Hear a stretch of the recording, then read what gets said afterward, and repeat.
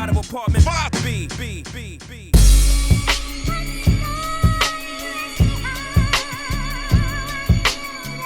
You're now tuned into the Apartment 5B podcast, where we chop it up about hip-hop, R&B, sports, love and life. Hosted by Kill.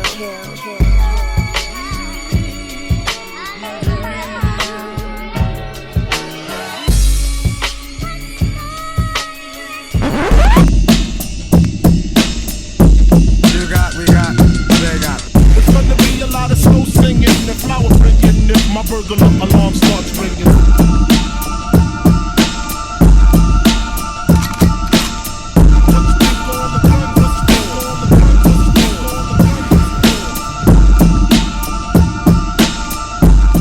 What's good? You are to an Apartment 5B podcast hosted by your man Kill. I got my squad with me in effect as always. I got my brother Vague from BK. What's going on, fam? Hey man, Kill in Vegas, Bed-Stuy Vintage, BTS, dropped in January for your consideration. Is everywhere, okay? There you go.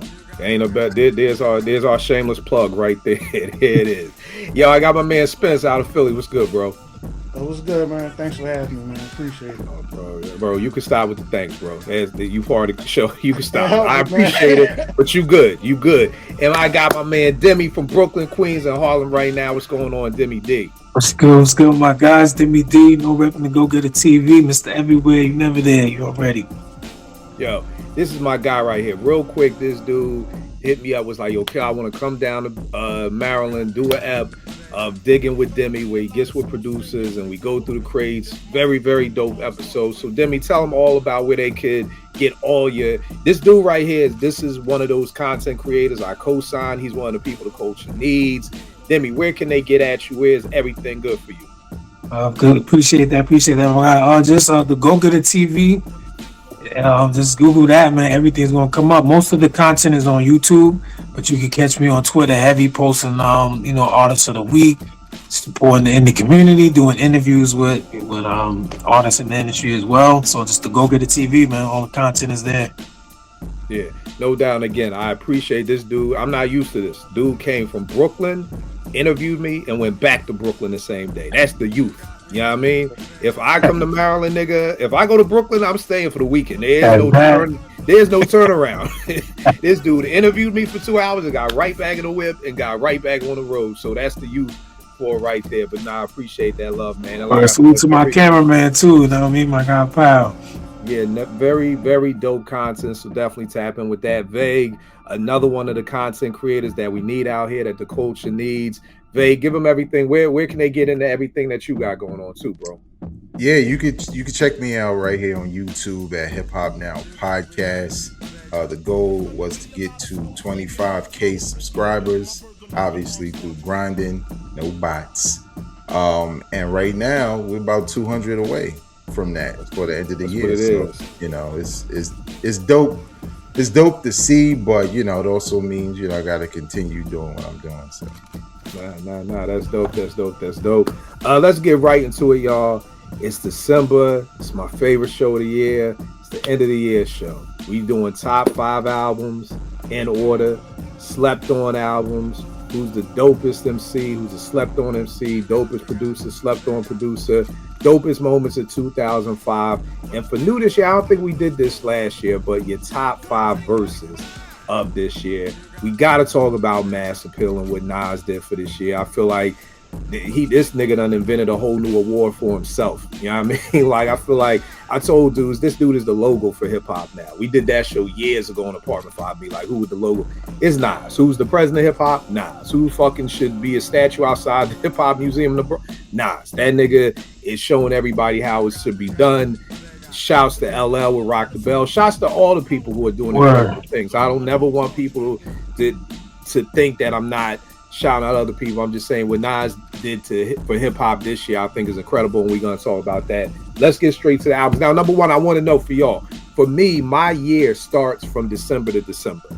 You know what I mean? Because I feel like even with this Primo Nas joint that's about to drop, I feel like it's unfair for me to put that in with albums I've been banging all year round. So my list goes from December to December. Demi, what about you? Are you January to December, or how did you do your joint? That's a good point you just made. I ain't really think about it like that. I guess I'm gonna roll with that. That's a good point you made. I guess like the last 2 weeks it doesn't make sense because like you said, I ain't really bump it. I ain't get even if it, I ain't get a chance to. Right. That's a good. right. I'm gonna roll with that. What about you, Vague? How'd you do yours? I usually do it January to December. I usually wait Right. a little bit because there's always that 1 week that kind of feels like the final push. Which is this week. So I kind of feel like I'll get my listens in and then I'll put my list out. All right. And what about you, Spence? I actually started from January to December, but I know the big one came out last December that came into the next year. Right. So I thought about that too, but I just kind of wanted to see how everybody was gonna go before I throw that in because I ain't know Right. that qualified. No. To me, y'all know me, man. This is that with it. However y'all rock. You know what I mean? Ain't no rules here. So for me, like I just said, I probably started doing that a couple of years ago because I was like, damn, this joint dropped like December 15th. How I'm gonna put it up against albums I've been banging all year? So I think we talking about the same album. For number 5, let me get started. The number 5 for me is Infamy by Mobb Deep, man. You know what I mean? I think that album is incredible. And to be honest with you, 5, 4, 3, and 2 could almost just be mixed up. They could really go in any order because I love them all in the same. In fact, just got this joint in the mail. I'd already went out and copped the OG one, but I didn't know that they had this match. And this is a legitimate autograph. Anytime I post my CDs, and niggas be like, "Damn, you got a shit autograph?" Nah, I tag up all my CDs because Vague, when I went to Morgan, mad niggas would borrow my shit and I never get it back. You know what I mean? So this way, if I come to your crib and you see, let me pull out what I got right here, the Trey Lee. You see that Afro Blues Entertainment. If I see that sitting on your table, okay, I know that's mine. Like, and I can snatch it back. So You got my killer tape. Yeah, exactly. You know what I mean? So I start, but this is a legit autograph and it's an ill matchbook, John. So it's almost like a book of matches with it. That's crazy. You know what I mean? So had to cop this. Had the other joint, saw this, I was like, nah, I had to cop this joint too. And my top 3 joints off of that is Taj Mahal, Against the World, and Mr. Magic. Those 3 joints just bang for me. Mr. Magic, I can listen to Mr. Magic on repeat. Incredible album. And I think for me, a part of it was just like, and I tell people all the time, I want to be wrong. Like even with this Nas and Primo joint, I want to be wrong. Because if I'm right, we all fucked up. You know what I mean? Like I don't want to be right. I want to be wrong. Like Spence, same thing with Ben Simmons. When Ben Simmons was back in the day, and I'd be like, yo, we need to trade this boy. Yeah, niggas like, oh, you bugging. Nigga, I want to be wrong. Because if I'm wrong, then guess what? We're going to win like 2-3 championships. We got 4 parades to go to on Broad Street. I don't want to be right. I'd much rather be at a parade with niggas telling me, I told you don't know shit, nigga. You dumb as shit, man. I told you Ben Simmons was the truth. I'd much rather be at a parade getting cursed out than being at home like I am right now. Like, yeah, I was right. What the fuck? So I want to be wrong.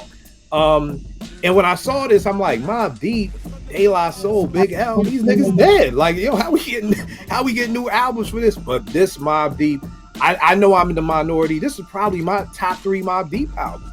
Like, and I know I'm in the minority on that. But I mean, I got Infamous, Hell on Earth, and this Infamy. Like, I love it. Like I don't know. I need a behind the scenes on how they made this album because I've never heard one of these posthumous albums sound like this. Usually it sound like a Ron G blend tape. You could tell that these ain't the original vocals or the original Mr. Magic sounds perfect to me. Like this whole album, P just sounds just chef's kiss. I love it. So that's my number 5. Demi, what's your number 5 album of 2025?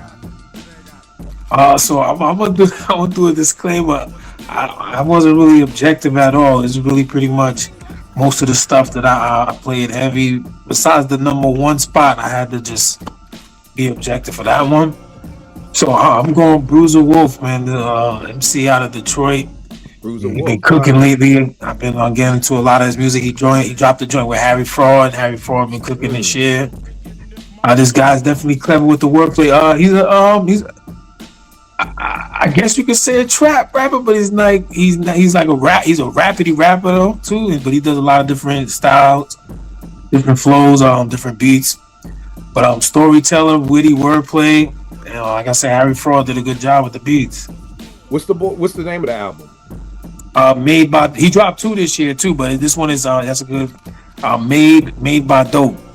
Maybe. I mean, I think y'all seen him with Benny and shit. Now he's escalated now, but he wrote with Danny Brown and them shit. But yeah, made by Dope. My bad. It dropped a couple months ago. All right, that's dope. What's some of your favorite like top 3 cuts off of that joint? I'm terrible with the titles. I know I'm a boss, and I didn't even write none of the titles down. That shit fresh too. I can't remember the other 2. It's all good. But you got a feature with Benny on there too that you can rip that. All right, dope. All right, Bruiser Wolf, I need to check him out. I don't know about Paul. Vay, what you got for your number 5 pick, bro? All right, remember this is the Right. I'm sorry. Go ahead, Vay. Give your disclaimer. I will not be doing hip hop for my top 5 because it's not really done yet. But I will do that on my channel. Everything else, every other category will be hip hop choices. So I'm just going to talk about, like I did last year, a couple of joints in the R&B and jazz realm that I was listening to right along with hip hop tracks. So at number 5, it's an album by a drummer named Nate Smith. It's called Live Action. If you like drums, you don't even have to be a jazz head to like this album. It's mastered well, whether you could feel the drums being played in this album. Nate Smith is just dope. Just follow him on Instagram. You can see him doing his work. He's worked with a number of different people, but he always puts out quality work, and it's jazz, but it straddles the line between being almost everything. Like you feel a little hip hop in some of his work. Obviously, there's the jazz portion of it, but this is probably one of his albums where it's almost focused on his drum work, and I liked it a lot. I played it a lot, when I was working or driving or commuting or whatever. So I think, and especially this year for the hip hop heads watching this, these are the types of jazz albums I think y'all would mess with, and that's just one of them. So. And what's the name of this joint? Live Action. That's the name. Live Action. Now, would you kind of say he straddles it kind of like a Robert Glasper type boy, or Terrence Martin, because I feel like there's a new wave of jazz heads that's like the Roy Hargroves, the Robert Glaspers, the Terrence Martins. It's kind of in that vein, they all grew up, they Gen X like us, right? And you could hear the influences. He's probably, I won't compare it to another drummer, but what I'll say is when you press play, you'll hear it in the drum work. So. All right, no doubt. Spence, who's your number 5, bro?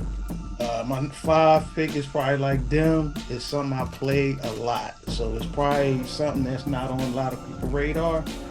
Crime Apple and DJ Skee's joint called Rose Gold. If you want just dope beats and rhymes, I'm not saying it's a classic or nothing like that, but I played it a lot. They got a joint called 97 mixtape joint. They got a joint called World Famous Fire. They got another joint called Taste Like Butter. Joint called Congratulations. That joint's fire. Yeah, it's like 11 joints on there. I play it all the time. And you said it's Crime Apple. Who's the producer? Crime Apple and DJ Skees. DJ Skees. All right. Yeah. It's called Rose Gold. Rose Gold. Rose Gold. Yeah, it ain't nothing super scientific or nothing, but it just dope beats. I fuck with Crime Apple. I like the shit he dropped with V-Don. Yeah. Yeah, that's what I thought you was gonna talk about. The joint he dropped with V-Don was crazy too.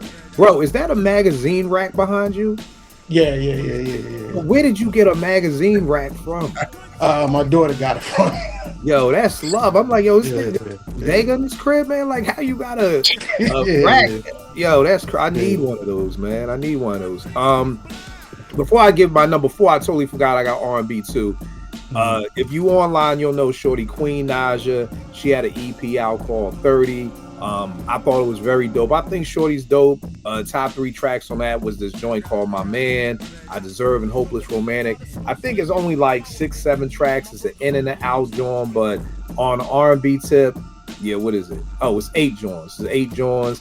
it's about her turning 30. She got a joint called 30, and it's just it was a dope R&B joint. You know what I mean? So definitely, if you rock with R&B, I think you definitely rock with that joint. What was her name one more time? Queen Naja. Queen Naja, nice. Yeah, Queen Naja. Number 4, man, and again, these are all mixed in here because any of them, this could easily be number 1. Alfredo 2, Freddie Gibbs and ALC, man. Jesus Christ, man. I don't know Freddie, man. Freddie top 5 MC walking the planet Earth to me, man. I don't know if this man can do no wrong for me, man. Like as far as hip hop is concerned, he can do no wrong. Whatever goes on over there, that's something else. But hip hop, this dude, I don't think this dude can do no wrong. I mean, ALC gave me some drums this go round. I mean, it's crazy. My top 3 cuts is Ensalada, Lemon Pepper Steppers, and Marcelago. Again, I think if you rock with Freddie Gibbs, I definitely think you'll rock with this album. And on the R&B tip, Why Not No More by Coco Jones. Shorty was, I didn't even realize this. One of Nay's, she used to love this Disney movie like called Let It Shine or something. The boy I think from I Love Chris was on. I Hate Chris was on it. A boy who's on Abbott Elementary, I think he was in there as a shorty. I didn't even know Coco Jones was in there. But very dope joint. She got the top 3 joints I fuck with on here is the joint called Here We Go, On Sight, and Taste. Definitely dope R&B album. So that's my number 4 joint for the R&B. Demi, what about you? What's number 4 for you, bro? Benny the Butcher, man. Summertime Butch too.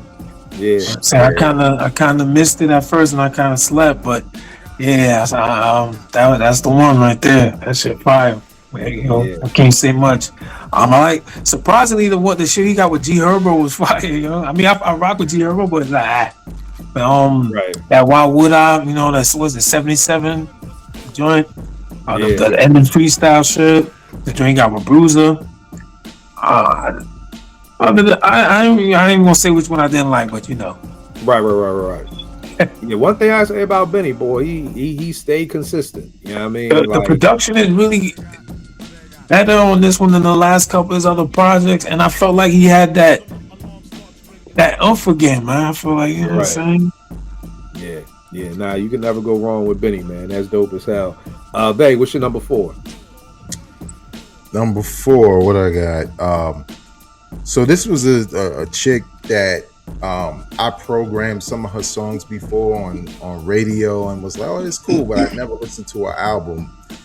Her name is Kirby. The name of the album is Miss Black America. And the reason why I went and listened to the album is because she had a joint with Big Crit, and I was like, I saw the video and I was like, damn, this shit is hot. And her name is Kirby with a K? Yeah. I think I just met her. When I went and listened to the album, is what I like about it a lot is it's like everything. You know what I'm saying? It's R&B, it's soul, it's blues. This joint right here? Yep, that's the one. It's just dope, and it. You know how you have that moment where you heard about this artist, you heard a song or two, but you never went and checked out a project, and then when you go listen, you're like, what the hell was I doing the whole time? Like, right. If the music's like this, I should have been on this shit. So I was rocking it, again, alongside a lot of hip hop I was listening to, and honestly, it didn't even take me long to realize, like, I think this is one of my favorites of the year on the on the R&B side. So. I seen her name before. I need to check that out too. That's dope. I think you'll mess with it, Kill. No. I mean, bro, the thing I love about the show, and I always tell people, you always gonna learn something, because hell, I'm learning something. You know what I mean? So that's why I love Demi and Spence and they bringing up not the regular artists, because on your regular show, I would assume most people's top 5s would all be the same. So I love the fact that I'm getting put on the music I didn't know about. You know what I mean? That's the dope part about it for me. Spence, what's your number 4, bro? Probably the same thing with me is Saigon and Buck Wild, Paint the World Black. I play this joint a lot, and I think for me it gives me that balance. He's got his joints where he spit on it, but then he gives you a joint where he's writing God, asking why you not answering me back. He got a joint where he's talking to the kids and stuff. Then he still getting into his little Brooklyn talk to when he got to get busy. But he overall his package, I just like this joint a lot, and I actually think Buck Wild did a better job on this joint than the AZ joint. Oh, much better job. Yeah, like, bro, yeah. Like this he put this together like a album, like, and it almost reminded me of it's almost the continuation of the first one with Just Blaze, because he actually bring Just Blaze back on here as one of the friends again. Yep. No, but I don't hear nobody talk about this joint. That's the crazy. I didn't know it dropped though. I can't even lie. I didn't know. Yeah, it almost made my slept on list. If I would have had 5 slept on, we only got 3 slept on. If we had 5, that was gonna be on there because it's a very, very dope. Buck, what I expected him to bring for, like you said, for AZ, he brought for Saga. You know what I mean? And Sai is just Sai. So I feel like if you fuck with Sai, then you would definitely fuck with this album. I didn't know that this album had been sitting for a while. They said this album's been done like 2 or 3 years. Oh, it's like the first. I wouldn't be surprised. Yeah, they said, I forgot what I don't think it was sampling clear. I just remember seeing an interview with Sai. I want to say he was on Drink Champs, and he was him and Buck was on Drink Champs. Yeah, that's where it was. They said they were sitting. I can't remember why, but because they had that joint Mask On with Benny, which is crazy. That joint with Benny is crazy. And I remember seeing that like 2-3 years ago. But yeah, very, very dope pull right there with that joint, man. You could tell they sat together and put this together. He just throwing beats. You could tell they crafted that joint. Right. Yeah, that's a good pull. My number 3 joint is De La's Cabin in the Sky, man. And yo, if this may have dropped in March, this whole list could be different, bro. Because I absolutely love this album from beginning to end. From the time I put it in and I hear the intro, and anybody who knows me and watches this knows I hate skits. I despise them. Like these joints was Gina Carlo Esposito doing the talking and just the whole roll call, and then it ended with Dave. This album and just is having fun. One day I was going to work and I was in a pissed off mood, and I put this album in, and it changed my mood. I'm not used to hip hop in 2025 being able to be fun enough to change my mood, to change me from having a bad day to having a good day. I'm not used to hip hop. I'll go to gospel for that. They go to some. I don't go to the clips to put me in a good mood. You know what I mean? Like, so to be able to hear this, and it reminded me of like, when I was 15, I heard De La Soul is dead. Like, that's what listening to this album was like for me. I mean, I have not stopped listening to it since it dropped. I listen to it every day, like multiple times a day. My top 5 joints is The Package, that Pete Rock, the single, I love it. The song Cabin in the Sky and NF with Black Thought is just dope. And I think what's so dope about it is Paz having to hold so much of it down. Dolo, of course, because Dave isn't here. And, I used to always be like, I don't know if Paz could do a Dolo out. Paz sounds incredible on this album to me. Like, I know we talk about like, Black Thought got nice, this person got, Paz sounds just as sharp as he's ever sounded to me in his career. So this isn't the guest all fit in, Nas on Run It Back, Killer Mike on 16 for Your Mama, like all the guest MCs, Black Thought on NF, like it just, to me, it's a 5 mic album. It's a perfect album. So I got Cabin in the Sky. Number 3 on the R&B tip. I know nobody likes it because Beyonce and the Beehive killed it, but Carrie Hilson dropped the EP called We Need to Talk. Oh, word? Very dope EP. I always fucked with Carrie. Especially the second album. I forgot the name of the second album, but it's one with Pretty Girl Rock and all that joint on there. But top 3 songs, Bay, Say That, and Scream. If you want some banging slow jams, Carrie got you. Like I said, it's an EP. It may be 6 joints, but again, Spence, just like you said, you don't hear nobody talking about Buck Wild and Saga. I don't hear nobody talking about this Carrie Hilson joint, but it definitely was a good joint. So definitely check that out. Demi, what's your number 3 joint? My number 3 is ST Nack. I don't know if y'all familiar. What's the name? He's out of Massachusetts. ST Nack. You know what I'm saying? He's out of Massachusetts. He dropped Brat Part 2 with B Dawn. As you know, this is that raw, straight lyrical shit, that gutter shit. You know what? He's like a you don't want to compare people. They might take it some type of way type shit, but I think he's like a like a Redman type of dude, but not not not as jovial, but you know, a lot of different swag, playful, ain't like Big Pun. That's who he kind of is like too. That Redman, you know, but nice with it. A lot of good songs, a lot of good hooks on there. A lot of good features on there. You know, V Don drop hot shit too. So yeah, we got a joint with Marvel. He got shit with I don't know if y'all know this guy called huh? He be with West Side Gun a lot. Yeah. So he's not on this. He's not on this album though. But okay. He got shit called Marvel on there, and then he got a shit called Hologram. Those are the joints I kind of play heavy. But yeah, it's a good listen, though, man. But that part 2, good production. Like I said, good hooks. It's not repetitive. A lot of good lyrics and wordplay. I'm trying to lock him now. It's ST Mac. Yeah, ES. Oh, EST. Yeah, Knack. Yeah, like you say, he got shit with, you know, West Side Gun and Conway, all them niggas, Rome Streets, everybody. You know, he's in that circle. Okay. All right, definitely. Always looking for some dope music. Vague, who you got for your number 3? All right, number 3, I'm taking back to jazz.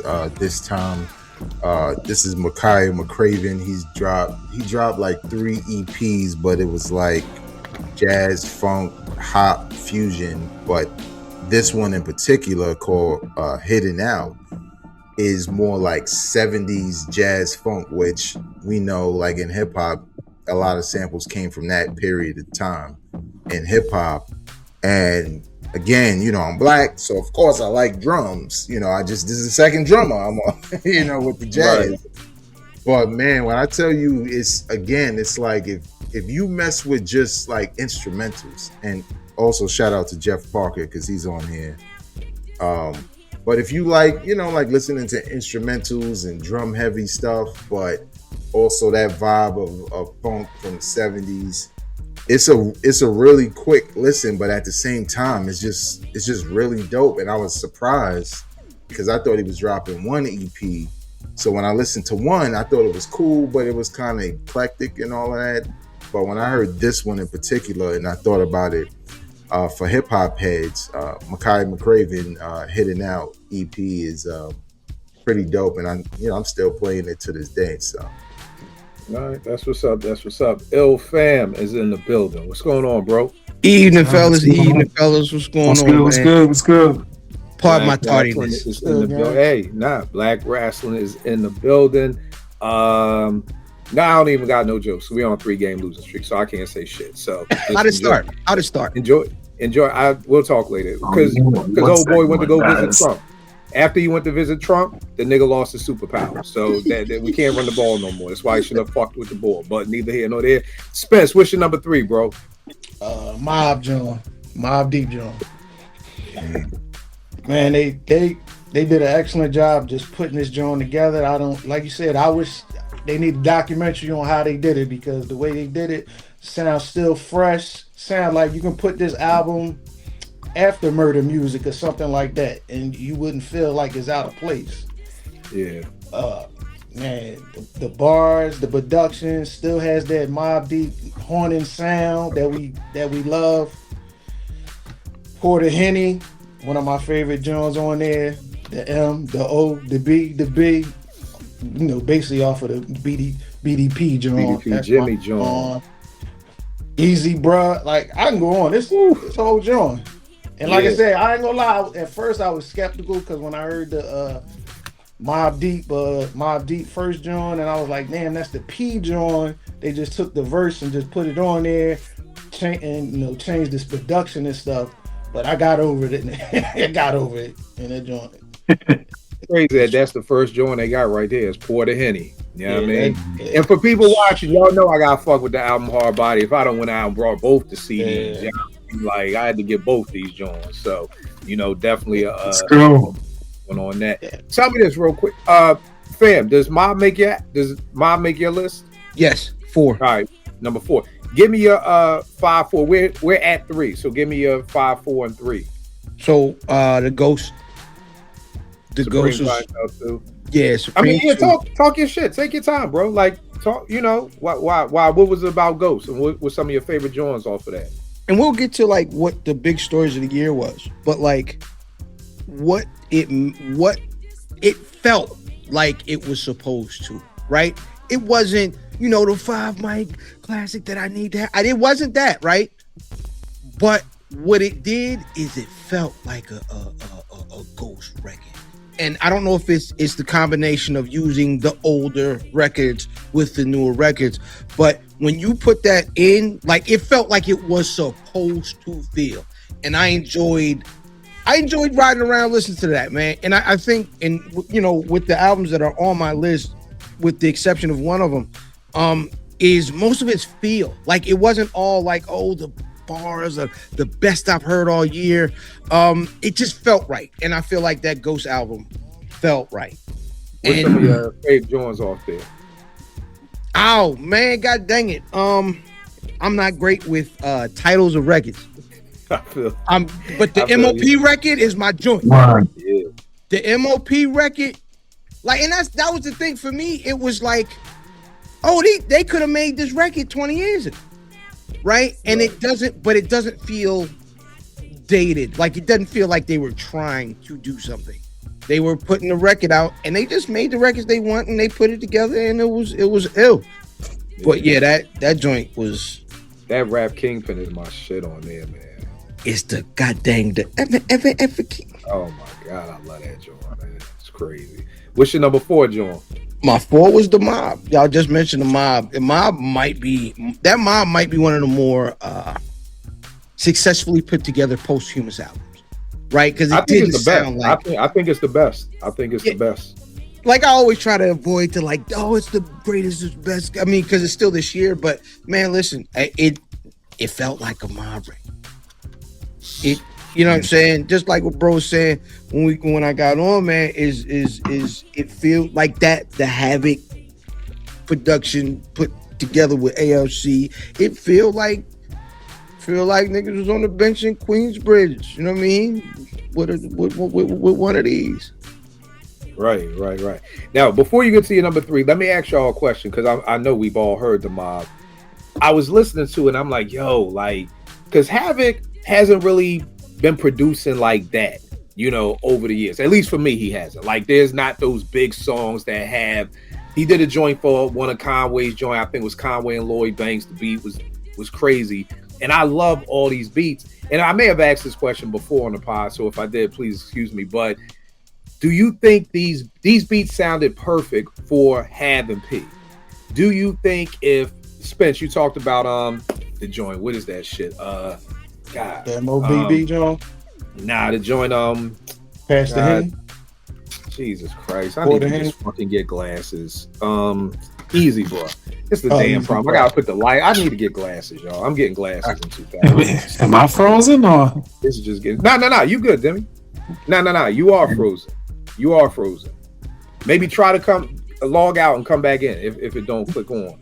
But do y'all think like that joint would have been crazy if a Lloyd Banks was on it or somebody else was on? Like, it just sounded, these beats sounded crazy good just with Mob on it for me. But it's not discrediting the beats. I'm just wondering if this same beat was on a Lloyd Banks album, would I be praising that the way I am here? Like, what do y'all think? I think that's where production is different from beat making, right? Because you get those joints that match who is on it. So I feel like it's kind of hard to say, because those was tailor-made, man. You put on another nigga tailor-made pants, they ain't gonna fit right. So right. I mean, I think to your point, man, they did what they were supposed to do, and they got in there because, having an ALC make them joints for them. Yeah, like when you hear gunfire, you like, that's Mob. That's Mob all day. Yeah. What you think, Vag and Demi? I think you're right. I think if I heard Have give any of those beats to like Lloyd Banks, I would still think it was a dope beat.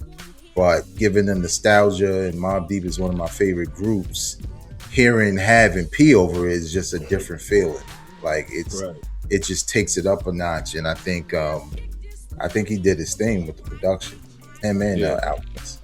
Yeah, Demi, what you think? Yeah, I mean, it's definitely some of his best production as of late. Like, He did the joint with him and Styles. The production was okay. I mean, like you said, he got the joint with Conway. I think he did a joint with Marlon Craft. He got a couple of joints, but this is definitely some of his best production as of late. I mean, I was happy. I didn't expect him, like you said, man. You know how I go. I didn't really, Right. and not to say that about Have. He hasn't reached that level where it's like, but you know, as of late, it's been like, all right, this is cool. This is like, And I think also when you talk about the daylight and you talking about the mob joint, they both did it with a purpose. So I think it's a little extra with it. Like Right. they know this is it. This is the last one probably. So Now they here's the want- crazy thing about that. My man said that, and Daylight responded on Twitter and said, "Who said this was our last album?" Yeah, why would you think that? I guess I mean, Tribe. because True Boy's gone. You know what I mean? Yeah. Like, I mean, and I get it. Everybody's different. Like, Run, I know, and people say this all the time. Yo, we ain't touring no more since Jay died, until the bills start coming in, and then they tour. But you know, it's like we're not doing another TLC album. Lisa's not here, so I mean, everybody has a different way of doing it. They may say, nah, like we're still doing another Daylight album, you know, because we're Daylight. Like, you know what I mean? It doesn't just stop. Not on no, it don't stop because Dave ain't here. We always gonna show Day love.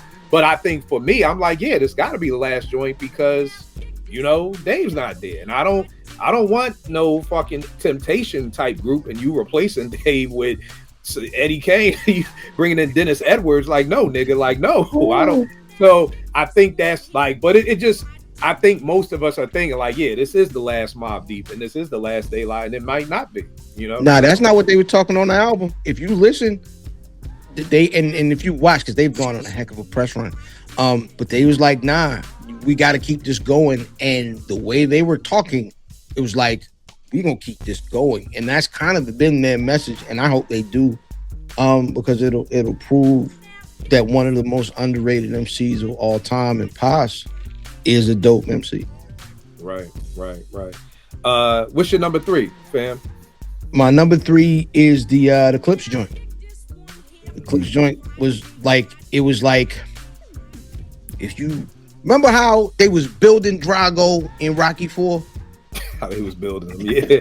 They was building the nigga and training him, and it was like all the ingredients of a perfect album for the heads, and that's what we got. The goddamn, these niggas was rapping at a ridiculous Cannabis in 96 clip. These niggas was, the beats was stupid, and it was just like, technically everything they did was perfect. Niggas missed bro raps, and they was like, oh, I forgot this nigga was the nigga I like. You know what I mean? Right. So like they like, oh, Malice is nice. Like, you know what I'm saying? Because you know how time does with the way MCs are perceived.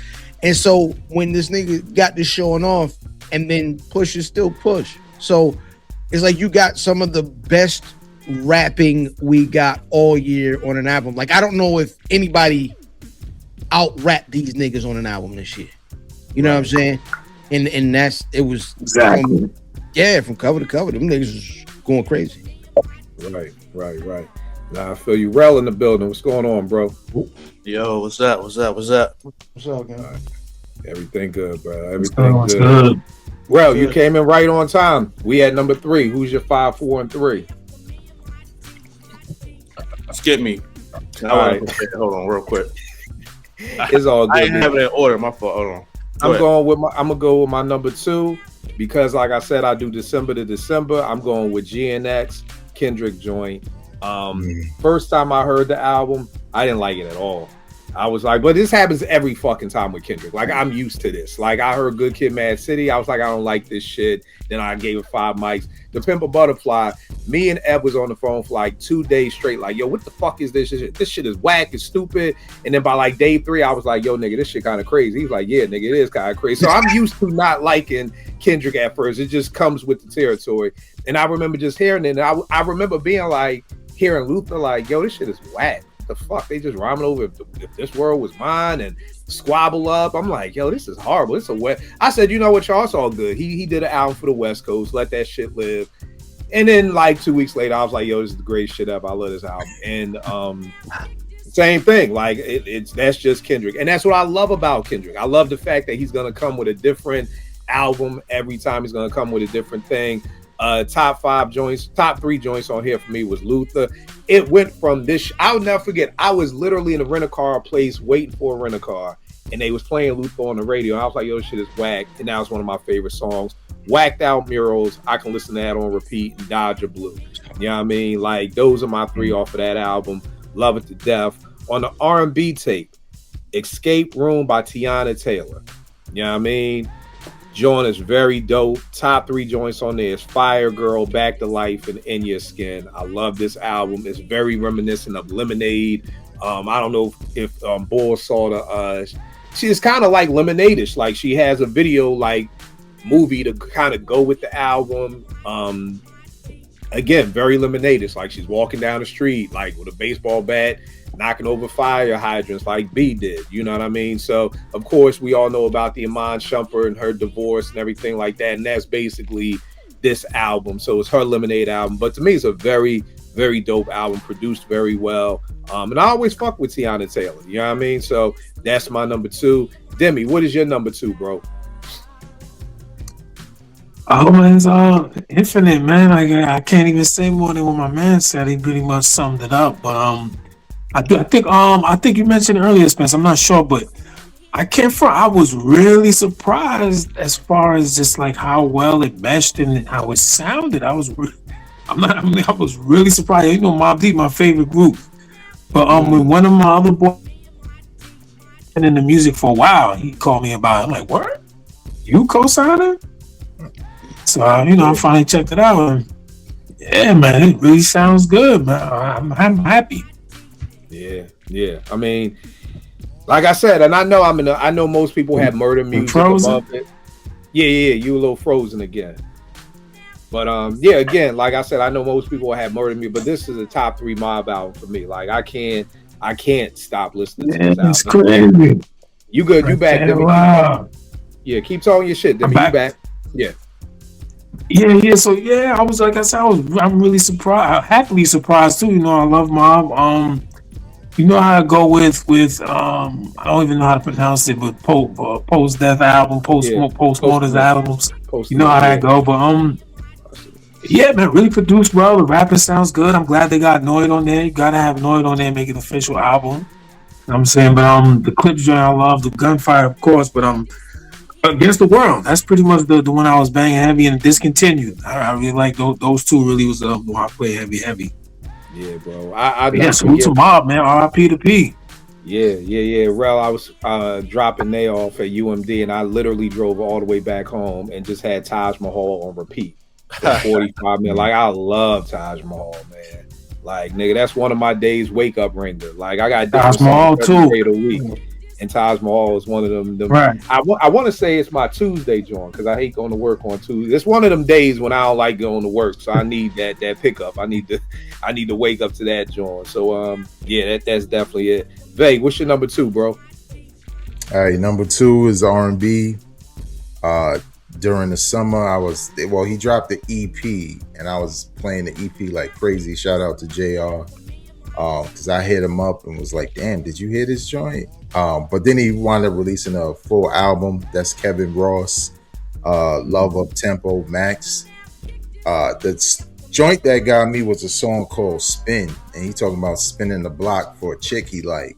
And I was like, oh, that's a clever song. Like, you know what I'm saying? For some R&B shit, but it's dope and it's smooth. And the whole album was just crazy to me. And out of all of the R&B I might have listened to this year, this was like number 1, like constant repeat, very dope album. Like, if you trying to, because trust me, I was listening to all that gunfire shit all the time, like, West Side Gun, Mobb Deep, all that shit.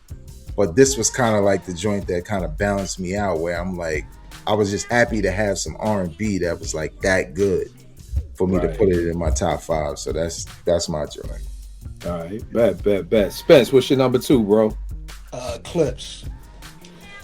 Another excellent album. And the dope thing about it too for me is that the Clips love Mobb Deep, so for both of them to come out this year and both have a crazy album is them. But the bars, the production, you could tell they took their time with it and crafted every song and with a purpose. The verses, I mean, let God sort them out when they going back and forth. Then the Switch the Chandeliers with Nas. The Tyler, the creator joint, POV, he went crazy on the joint. The joint they did for their mom and dad to start it off. Man, you can't ask for nothing better. Like they did their thing, man. Pretty much short and sweet and simple. Yeah.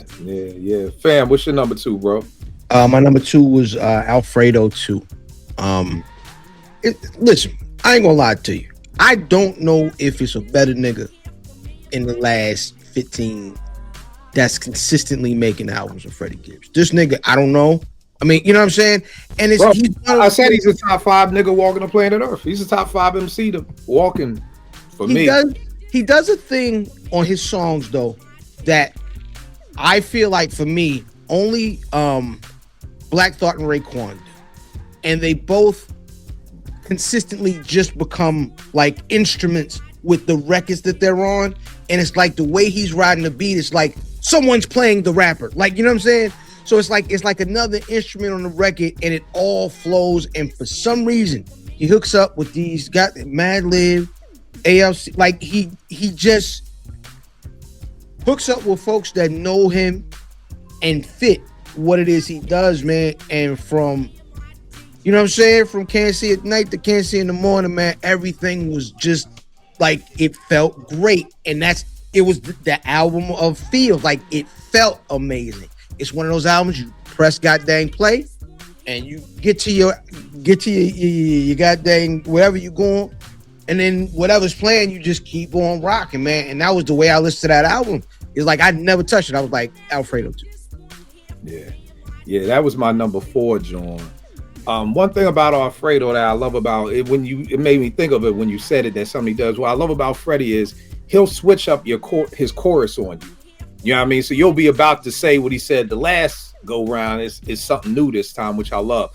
The other thing, and Spence, shout out to Spence. Spence comes down from Delaware once a month to volunteer with my teens at my studio in the hood. So definitely shout out for you for coming through, bro, like that.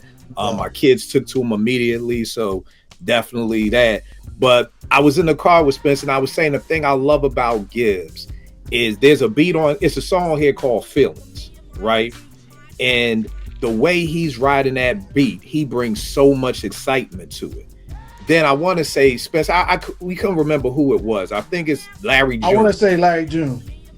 Larry June comes in on the second verse, and that shit just stops to me. I'm like, oh, fuck, here we go. I mean, it's like we just got sleepy. Like, and I want everybody, and this is no hate. I don't want nobody, I tell people use their big boy words.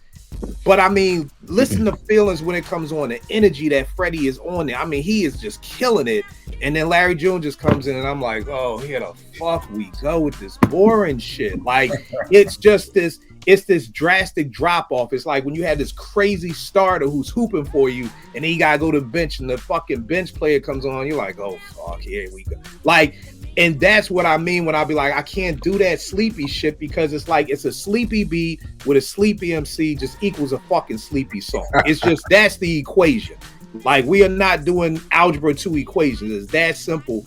But what I love about Freddie is he could take this sleepy beat and make that shit sound incredible. And I dare anybody to listen to that, John, and listen to what Freddie is doing. And even if you love Larry June, you gotta admit that the energy just drops. That's all that I'm saying. And that's what I love about Freddie is you can give Fred a sleepy ass, no drum beat, and that nigga is gonna turn it into a fun. The tempo of Feelings may be like 70, 68. That shit is slow as hell. But you know Freddie do that double bar rapping. So it's like he's gonna shit feel like it's a 90 BPM song, and then Larry come on and then it's back to sleep. So definitely very dope joint. Bro, you got your joints in order, bro? Yeah. All right, what you got? So from 5, 4, 3, and 2, right? Because y'all already did. Yeah. So I got Ray album at 5, Alfredo 2 at 4, Mobb Deep, Infinite at 3, and Clips at 2. All right. And so for the Clips to be at 2, the way I feel about that album, the album ahead of it has to be. Yeah, I'm intrigued. I'm now intrigued. I can tell intrigued. You that. Okay. Wait, but, no, wait. Did he already say Mobb Deep? Mobb Deep is Eddie third. already said Mobb Deep. I feel like I know what he's gonna say because it's probably my number one too. I'm intrigued because yeah, if anybody watches this show, we know how Rel feels about Mobb Deep. Yes. And if you watch the show, you know how he feels about the clip. So I'm intrigued. Yeah, but I'm intrigued. You know, it was hard to get my attention off of the Clips album. Don't give me number one yet. Don't give it to me yet. Don't get. Okay. You can talk about the other joints if you want, but don't give me number one yet. Okay. Again, what I say about Freddie Gibbs, man, I always say like Alfredo too, and just in general, I just think he one of the people that can rap over anything, bro. Like he just rap over anything. Like you were describing the Sleepy song beat and how he rap, like he can rap over anything.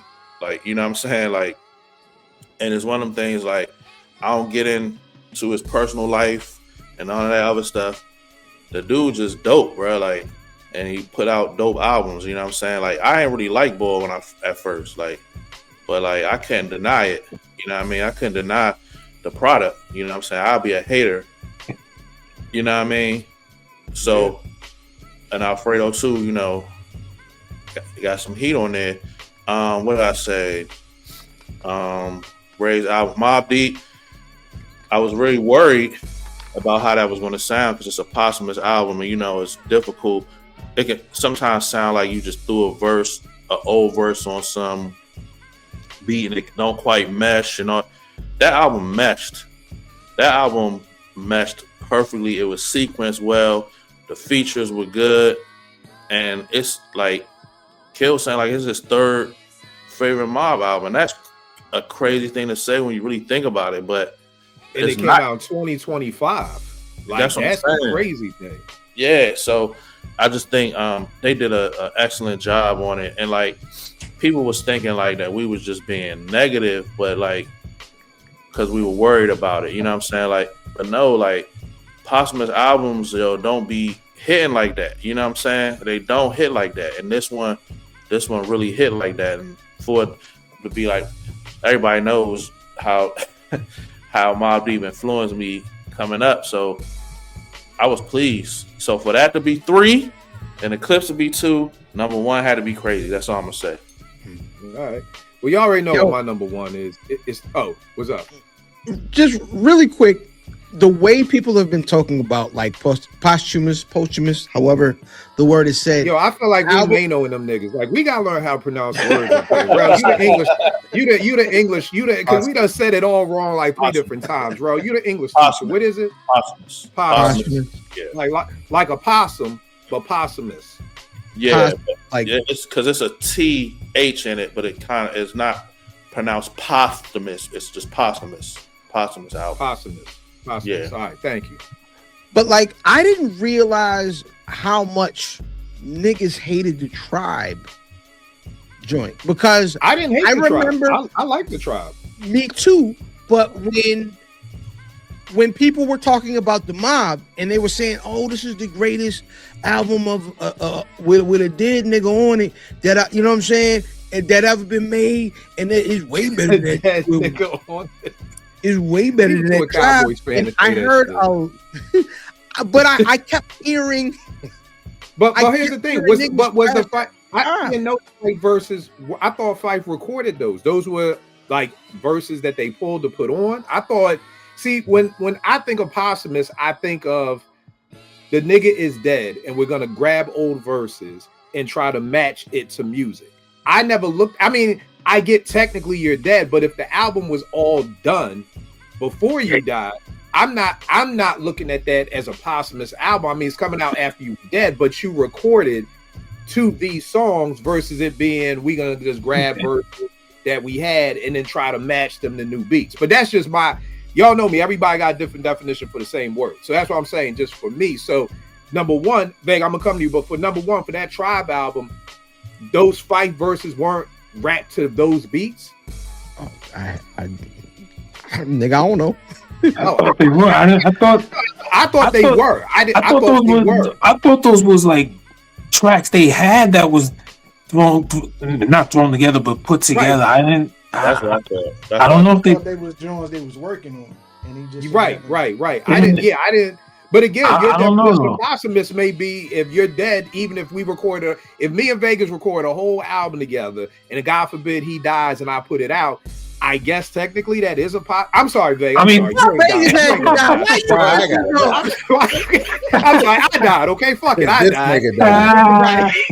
Right, and I put it out. You know, that's technically it is a posthumous album, but I think in my mind, I've just always, when I hear posthumous, I hear, oh god, now y'all gonna be grabbing a verse from fucking, you know, you gonna take sometimes it be money grabs. Yeah, you're gonna take Bugging Out, his verse from Bugging Out, and put it over a new beat. Like, don't nobody want to hear that shit. So,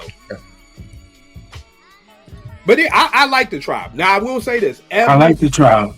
Ev will call me every 5 to 6 months and just be like, nigga, that Tribe shit whack as fuck, and hang up on me. Like, that's literally all he does. He just calls me out of nowhere, says that shit was whack, and then he hangs up on me. So I do know a lot of people didn't like it, but I thought the shit was dope. Me too.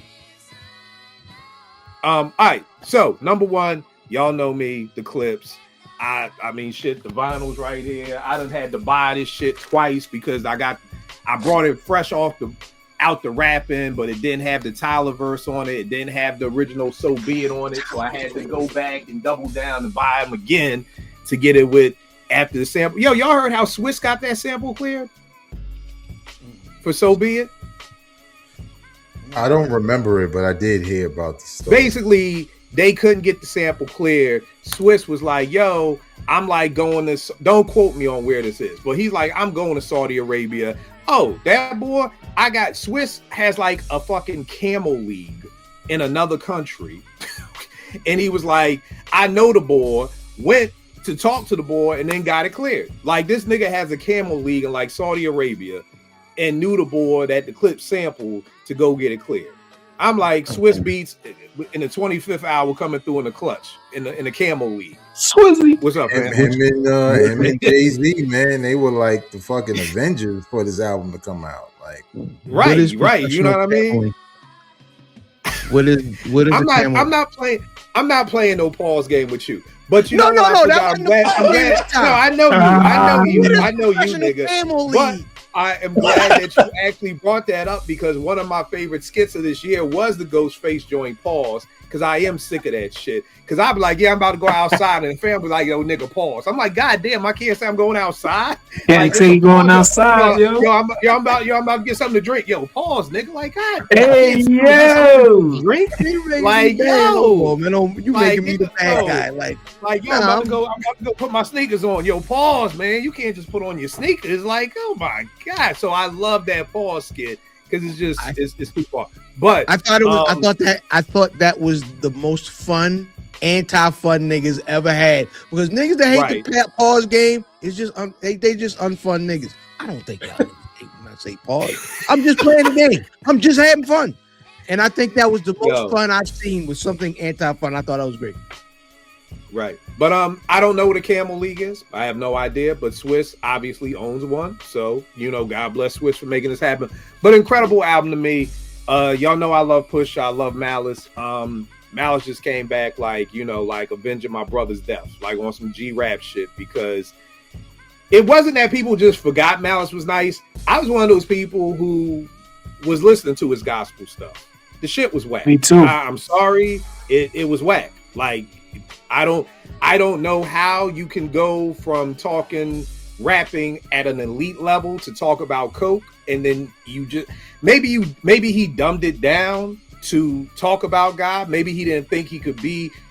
I don't know what it was, but it wasn't just that people forgot about Malice. It was just like, yeah, bro, that ain't it. Like that's not it. So from hearing that to hearing this was like, wow, like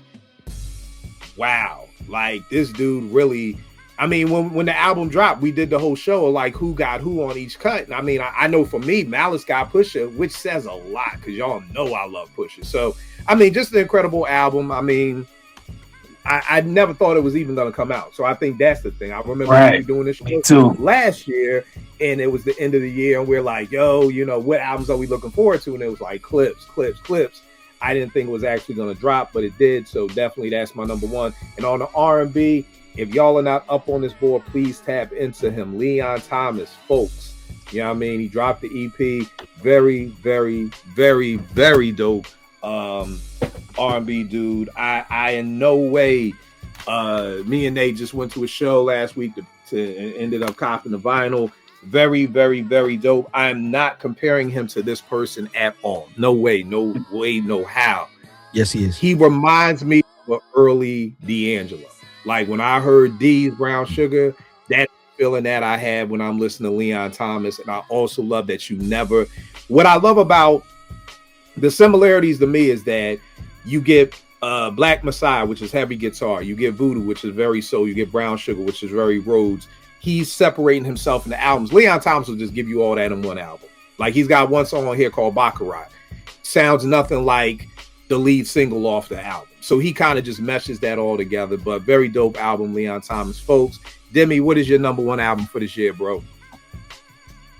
Oh man, I was trying to, try myself and trying to find something different, but I could. I see we all have the same thing in our top three. I feel like this has to be top three album. Like I'm going with the Clips, man. I love the Clips, but I just didn't want to feel like I'm just picking it because everybody pick. But it's the one. Is it not? I mean, it don't have to be what everybody seems to have it in their top three. It sound like.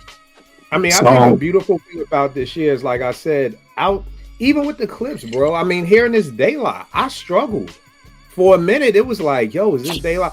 But again, I think that's why I said if it would have came out in March, it may. I mean, I love this Daylight. I feel like this has been a great year for hip hop, and we'll get into all that. But I feel like any of these, for the most part, for at least for me, could be moved around the chessboard.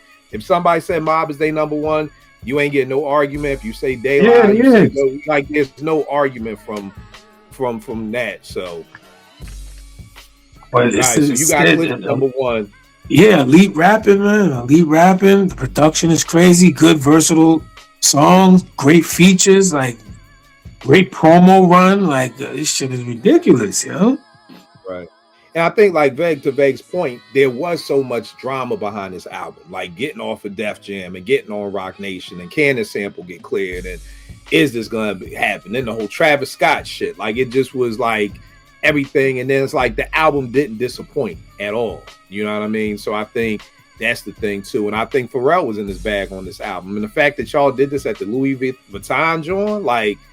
Y'all just like you literally recording the album while people out here sewing bags and shit. Like that's incredible to me. Like I really need to see documentaries on all these albums because I really need to see these niggas doing POV and then walking through a whole motherfucking sweatshop, or not sweatshop, I don't know, but walking through niggas, sketching and putting together shoes and bags and all that. Like that's crazy to me. I mean, so and I think it just took hip hop to another level. Just real quick, I went to an album listening, dog. People went there, we all went there and listened to them perform their whole album. That's in their 25th season, yo.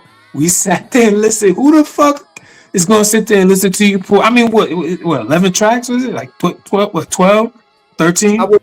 I can't, my eyes, I can't see, man. But you gotta we listened, we sat there and everybody, and when it was done, everybody still was like, oh shit, that's it? Like, right. They just walked off, but they the shit, man. Right. And it's funny because I forgot who said it, but Birds Don't Cry, like I was not expecting that from a Clips album. Like I'm blessed to still have both my mother and father, but that song still touched me. So I can only imagine how it, and I've talked to people who have lost both parents and just how it affected them. And I remember the first time I heard it, I was like, oh, this is kind of out of place. I feel like this is the last song on the album, but I forgot who said it. It's actually the perfect first song on the album, just because everybody was thinking, oh, you said it back? All right, my bad.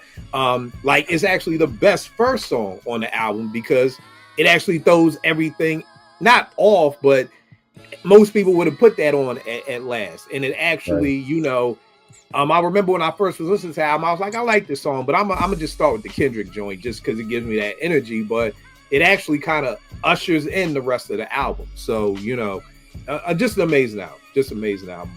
5 Mic album for me. I personally think it's the best Clips album. But that's that. Vague, what's your number one, bro? All right, number one, going back to jazz, but also hip hop. And I really think if you like jazz and you like hip hop, you should definitely check out this album. And then the album is Cream by Casa overall. But what's different about this album is back in the 90s, the Unwrapped series, if you ever heard of that, was basically jazz of hip hop records. And it was mostly like contemporary jazz, even smooth jazz in a way. And all they were really doing was we're just going to play those beats out using these instruments. This is totally different. This dude took hip hop songs like Big Papa, Cream, Rebirth, a Slick, Nothing But a G Thing, Check the Rhyme, Outkast, Juvenile. He took those records and turned them into jazz records, like straight ahead jazz records. And it's so dope the way he kind of weaves in between both, because you never sit there and be like, oh, this doesn't sound like Big Papa, because what you recognize from the song Big Papa is there, but it's also like this straight ahead jazz tune, and it's so dope. How do you spell this boy's name? Kassa overall, and the name of the album is Cream. But I remember, you know, my shout out to Nicole Sweeney at WRTI in Philly was like, yo, you're gonna love this album. And you know, I was thinking Unwrapped, like I don't want to hear no light in the ass jazz rendition of Nothing But a G Thing. Like the 90s, that was cool. There was a couple of them that was dope. But this is just totally different. So if you are a hip hop head and you dig jazz, you should definitely check it out. But it's from a standpoint of he's turning these records into straight ahead jazz records, and I don't think it would scare somebody away who loves hip hop. It's like another interpretation of those records that honors them in a way that's not just this cheap ass, you know, we're gonna recreate the beat situation. So yeah, that's my number one. All right, no doubt. Spence, what's your number one, bro? De La. Me being like 18 years old when I first heard De La, and to be 2025 and still get that De La experience, because just the way they put together the album, the circumstances, and you feel like you're going through another journey with De La, a complete journey. And then the way they ended off is just that's how I kind of wanted the Mob joint. I told you that day in the car. Yeah. I wanted Peter had a last verse and him saying that, and then when De La did it, I was like, oh snap, they actually did it. Pasta Noose, the way he was flowing on there, he gave you different pockets, like the storytelling on what's the joint called, The Silent Life of the Truth, and how he was just dancing on that joint, like, yeah, that joint crazy. Yo, Paz lost his shit, man. Paz lost his shit on there, man. And Paz was, man, the guest features with Black Thought, Nas, Common, Killer Mike, yeah, like, well, another well put together album from the Vets, man. Yeah. We're gonna talk about the Vets too, man. I'm glad you said that. It reminded me of something like that. Fam, what's your number one? Because I need to know. Cabin in the Sky. I made the mistake of the first time I listened, I was on the way to a day party. And I'm like, oh, De La is my second favorite group all time. Like I've always, like when I was a little boy, I was a De La fan. And so De La is like, Grind Date is not talked about enough. But Amazing album. when it's De La, I'm always gonna listen, and I stay away from the hype, and so I waited a couple of days. Now I'm on the way to a day party on a Saturday, the week after the album came out, and the goddamn Giancarlo Esposito joint comes on, and I'm like, hold on, man, who cutting the onions? Like, Right. and this is what I'm talking about though with the albums this year is, and even like I liked the Eclipse album, but like the other four that were on my list, the Gibbs, the Mob, and the Ghost, like made me feel a way. Like there was a feeling to those albums that was mixed in nostalgia, right? Which, you know, I mean, that's what this is a lot of the time. But it gave me all the feels. And so me messing up and listening to that goddamn album on the way and having to sit in that parking lot and get myself together before I go in here and drink all this Crown Royal. It was I was like, all right, I'm in for something. But then when I ride back home, and then when I ride back home, I did the old man thing. I pulled up to the crib and cut the car on and got comfortable because I sat there and I go in the house when I don't really like a song. That was the problem. So I'm out front my house, like, you know what I mean? My wife Ray be like, yo, what you in the car doing? Because why you out there so long? Right. And but it's just that, man. It speaks to the quality of artists that focus on albums, because all of these are album artists. Gibbs makes great albums. Mob, you know what I'm saying? Ghost is known for albums out of that whole crew. And album artists felt like for a long time that they weren't the focus, right? Everybody loves a single, loves a playlist, loves a single, loves a playlist. No, give me these full projects. And Cabin in the Sky was that. It was the thing that you just put in and push a little bit and just let it fly, man. Great album, man. Shout out De La. Yeah, very dope. Rel, what's your number one, bro? You're You're on mute, brother. You're muted, but But I read Cabin in the Sky, but I bro. think it's Cabin in the Sky. Cabin in the Sky, bro. Like, seriously, like that shit almost made me shed a tear, bro. When I heard, like, it was so refreshing to hear, bro. Like, you know what I'm saying? It was quintessential De La. Production was crazy. It was man. I was taken aback when I listened to it, for real. For the clips not to be one, you know, I have to really think highly of this album. You know what I'm saying? And it was amazing, bro. Like, Paz went crazy. Like, the production, the sequence, and everything, man. This was like, man, Fan was saying, like, this is a album. This is a project.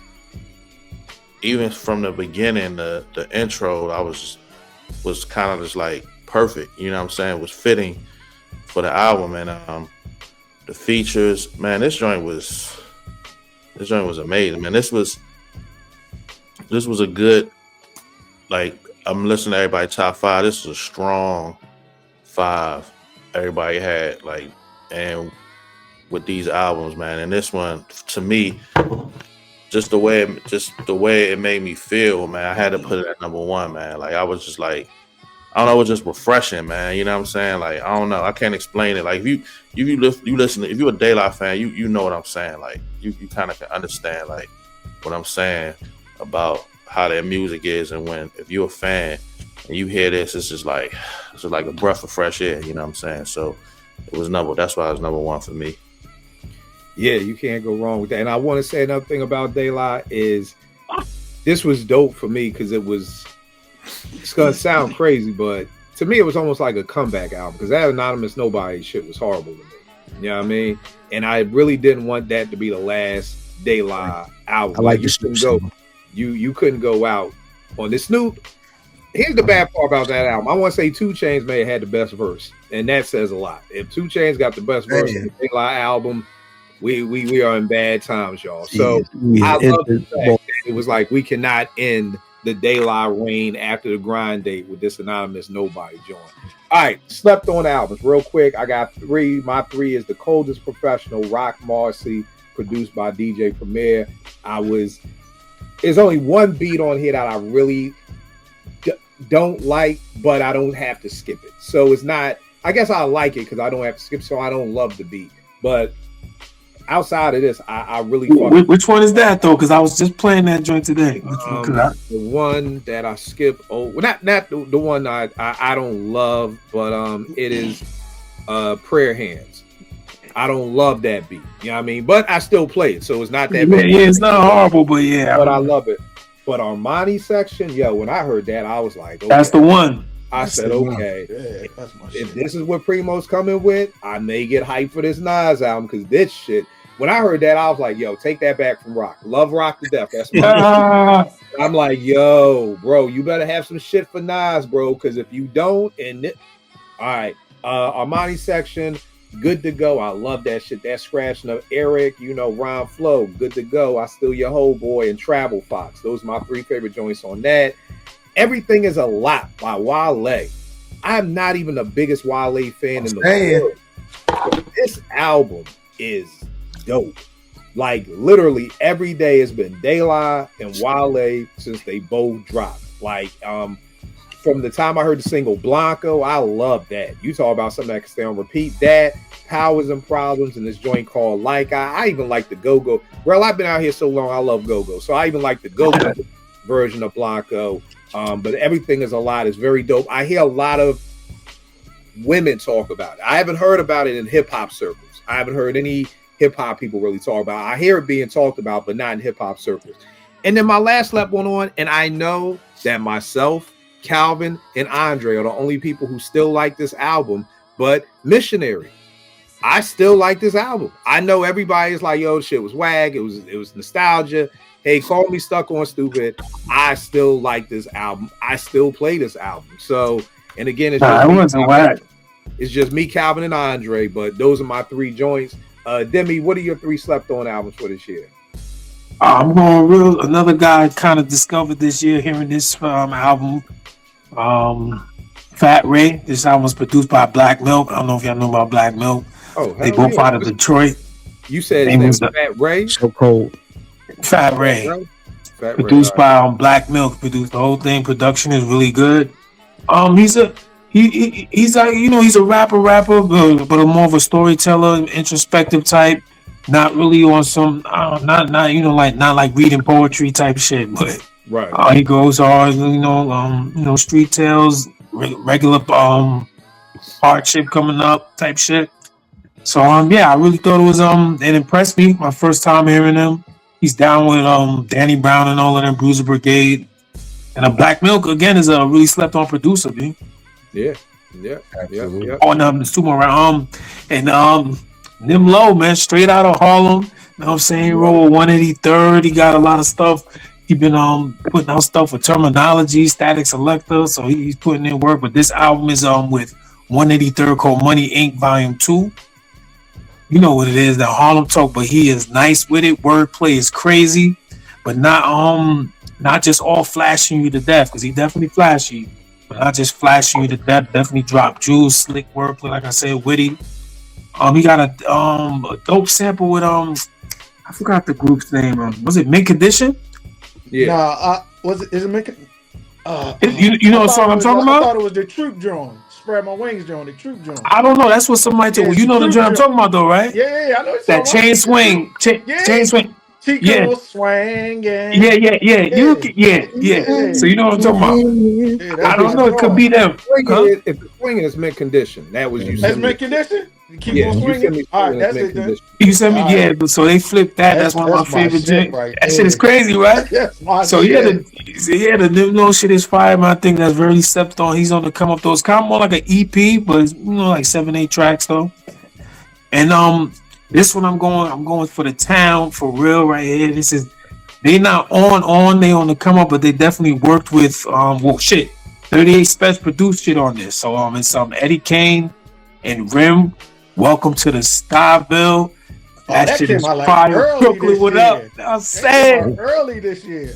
Yeah, this shit is fire though, right? Really, but they are both really good artists though. That's what I like about them. They rapping shit, but they're really good artists, versatile. They're not thugging you to death. They haven't sold 1 million bricks. They ain't kill 100 niggas. but they not planting trees and going to the library either. So you know what I'm saying? Like Niggas ain't planting trees.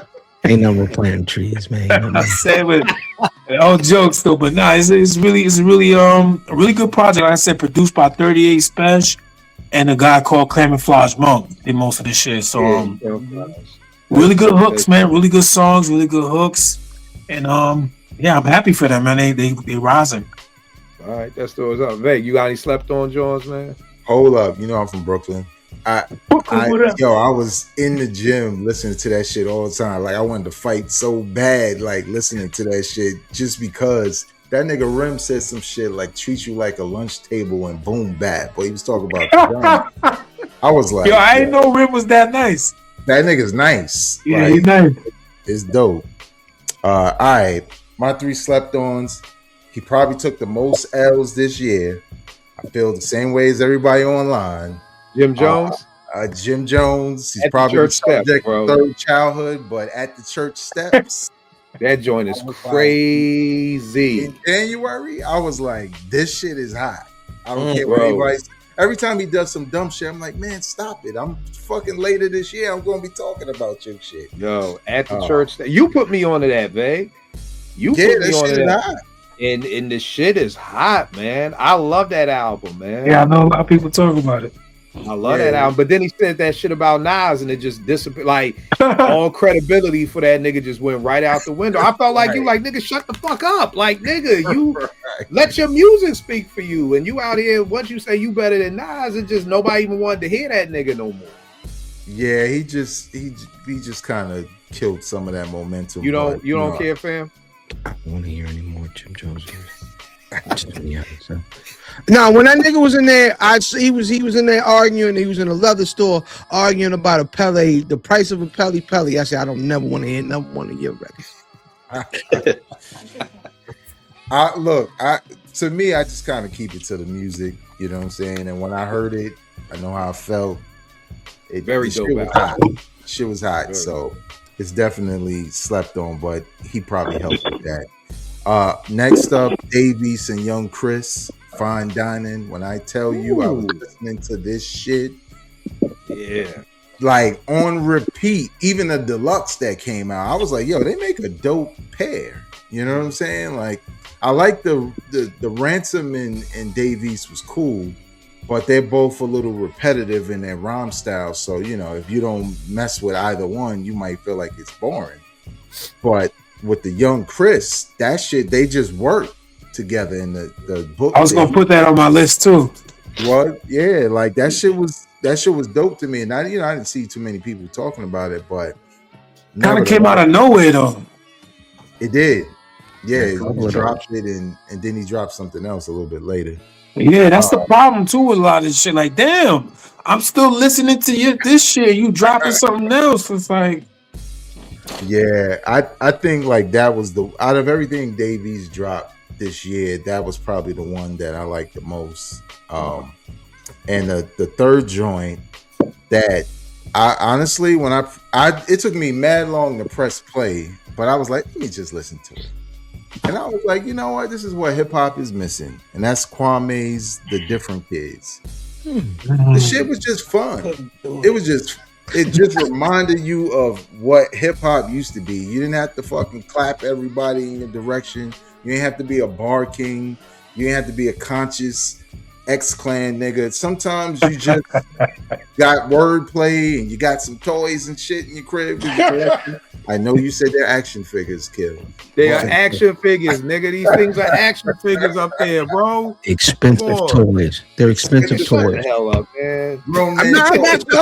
I got some. Look. Ain't no expensive toys. These are action. ODB pillow. These are legitimate action figures, okay? Dilla and the John. You know what I mean? Like, he got an NPC action figure. He got the he got the NPC. It's Eric B. and Rakim, man. I would have gave a kidney. Nice. I would have gave a kidney for one of these things in 1988, man. But yeah, like what I like KRS by all means, man. Come on, man. Damn, you got the whole 1980s. This nigga got the whole. Yep. He got kung fu philosophy. You talk about kung fu, nigga. Hong Kong Fu, he right there in the box. Hiya. God dang. Yeah, but like I remember Kwame talking about this album and saying like he wanted to bring the fun back, but you kind of feel like people say shit like that and other quotes every time they drop or before they drop an album. And when I listened, it was much better than what I anticipated, right? Because you're not expecting Kwame to bar you to death or anything like that, but he had some dope lines, he had some dope beats. And the music was right, you know. It didn't feel dated. It just felt like, I don't know, like he didn't have any burden or any pressure of trying to impress anybody to say, "Yo, Kwame ain't rapping a while, you know. Let me see if he nice or not." He just did it, and I was surprised because I also heard that Grand Puba album, and I know somebody was saying to themselves, "He dropped an album." You do not want to hear it. Keep your Oh, it wasn't that bad. It's like a top 5 freshest rapper. Man, that shit was garbage. Okay, like I really liked one song on there, but it does sound dated. It could have been way he got on there with his son. Yeah. Oh, niggas got kidding. But I'm glad you mentioned that Quam. I need to listen to it. Like every time I'll be like, I'm listening to this Quam, something else would drop and it would get pushed off. So I think you would like it a lot, to be honest. I like the Miss Mary Mac joint, and I saw a joint he did where he's like writing a letter to his 13-year-old self or something like that. So yeah, I need to tap in on that joint. Spence, what are your 3 slept on albums this year, bro? Brother Ali and Ant, Satisfied Soul. You know, Brother Ali for me, he's one of my favorite because he hit you with spirituality, then he hit you with the regular everyday man stuff, as far as relationships, what he going through with his wife or ex-wife, just the things are going on in the world. And great songs. He got a joint called Deep Cuts. He got a joint where he actually blacks out with a little bit of like aggression. Joint called Ocean of Rage. He goes crazy on that joint. So it's a real good album. Then I got Shay Noir and Love the Genius. I love that joint, man. I think it's like 11 songs on there. Pretty dope. They got joints where they going back and forth, like not called Not Me, but then they got songs where they actually talk about, you know, growing up and as far as black women, what they went through, things their surroundings and stuff like that. So they don't just don't spit bars. They actually talk about their life and what they're going through and what they're trying to achieve too. So that's another good album. I think it's called Deserved Crowns. Deserved Crown. Deserved Crown. Yo, before you skip from that, I just want to add too. I think as dope as them is they talk about the hustle, their hustle too, as far as like working towards being a rapper and all of that. You know what I mean? Doing different shit like that. Yeah. Yeah. Then I don't know if anybody ever heard of Rashid Chappelle. Yeah, I interviewed him. That's my guy. Okay, yeah, he got Rashid Chappelle and Mickey Blue. Mickey Blue. Boy from like Jersey. They got a joint called Second Story, and then they got a joint called I think it's called Village Am or something like that. Nice joint. 2 joints that came out this year. Pretty dope joint. Just bars, hood shit, things going on. Boom back. So that's like my 3 right there. Check out that interview when you get a chance, you know. Definitely will. I definitely will. That's dope. Fam, what's your top 3 slept on joints? So the Views Are Left, the Sky Zoo joint that just dropped. Somebody said something about consistency earlier. Consistency is that man's middle name. It's like nothing. I've never heard a whack Sky Zoo song. You know what I'm saying? It's something about the consistency, the trust as an MC with Sky. Love, Peace, and Trauma from Joel Ortiz, which was hard. The nigga Locksmith, the nigga that be in the car driving and rapping with that nigga, man, they got a joint. If you like raps, crazy, right? And then there was a weekend this weekend that I thought the world was going. Like I was like, oh, niggas was talking about older Mayans, Aztecs. They got it wrong in 2012. We got a weekend where like Jay Electronica was putting out project and he put out another project. And then I was like, oh nah, it's over. Because these ain't even records that he had with Jay. Like Jay Electronica was just putting out projects. And I think it was 3 joints he put out. Like back to back. And like it was like I dropped one this day and I dropped one this day. All them joints. Because I just kept pressing play. And you know, he gets extra deep with skits with the Rothschilds and all this. But the music was good. Like it was to the point where like if you would have dropped this album when we were expecting, like within some reasonable time of Exhibit C, we would have gotten what we were supposed to get. And so like those joints that Jay Elect put out, they was all hard. They were just too late. But they were really good. All right. Well, you on mute, but what's your 3 slept on joints? I got one joint, and it's the Wale joint.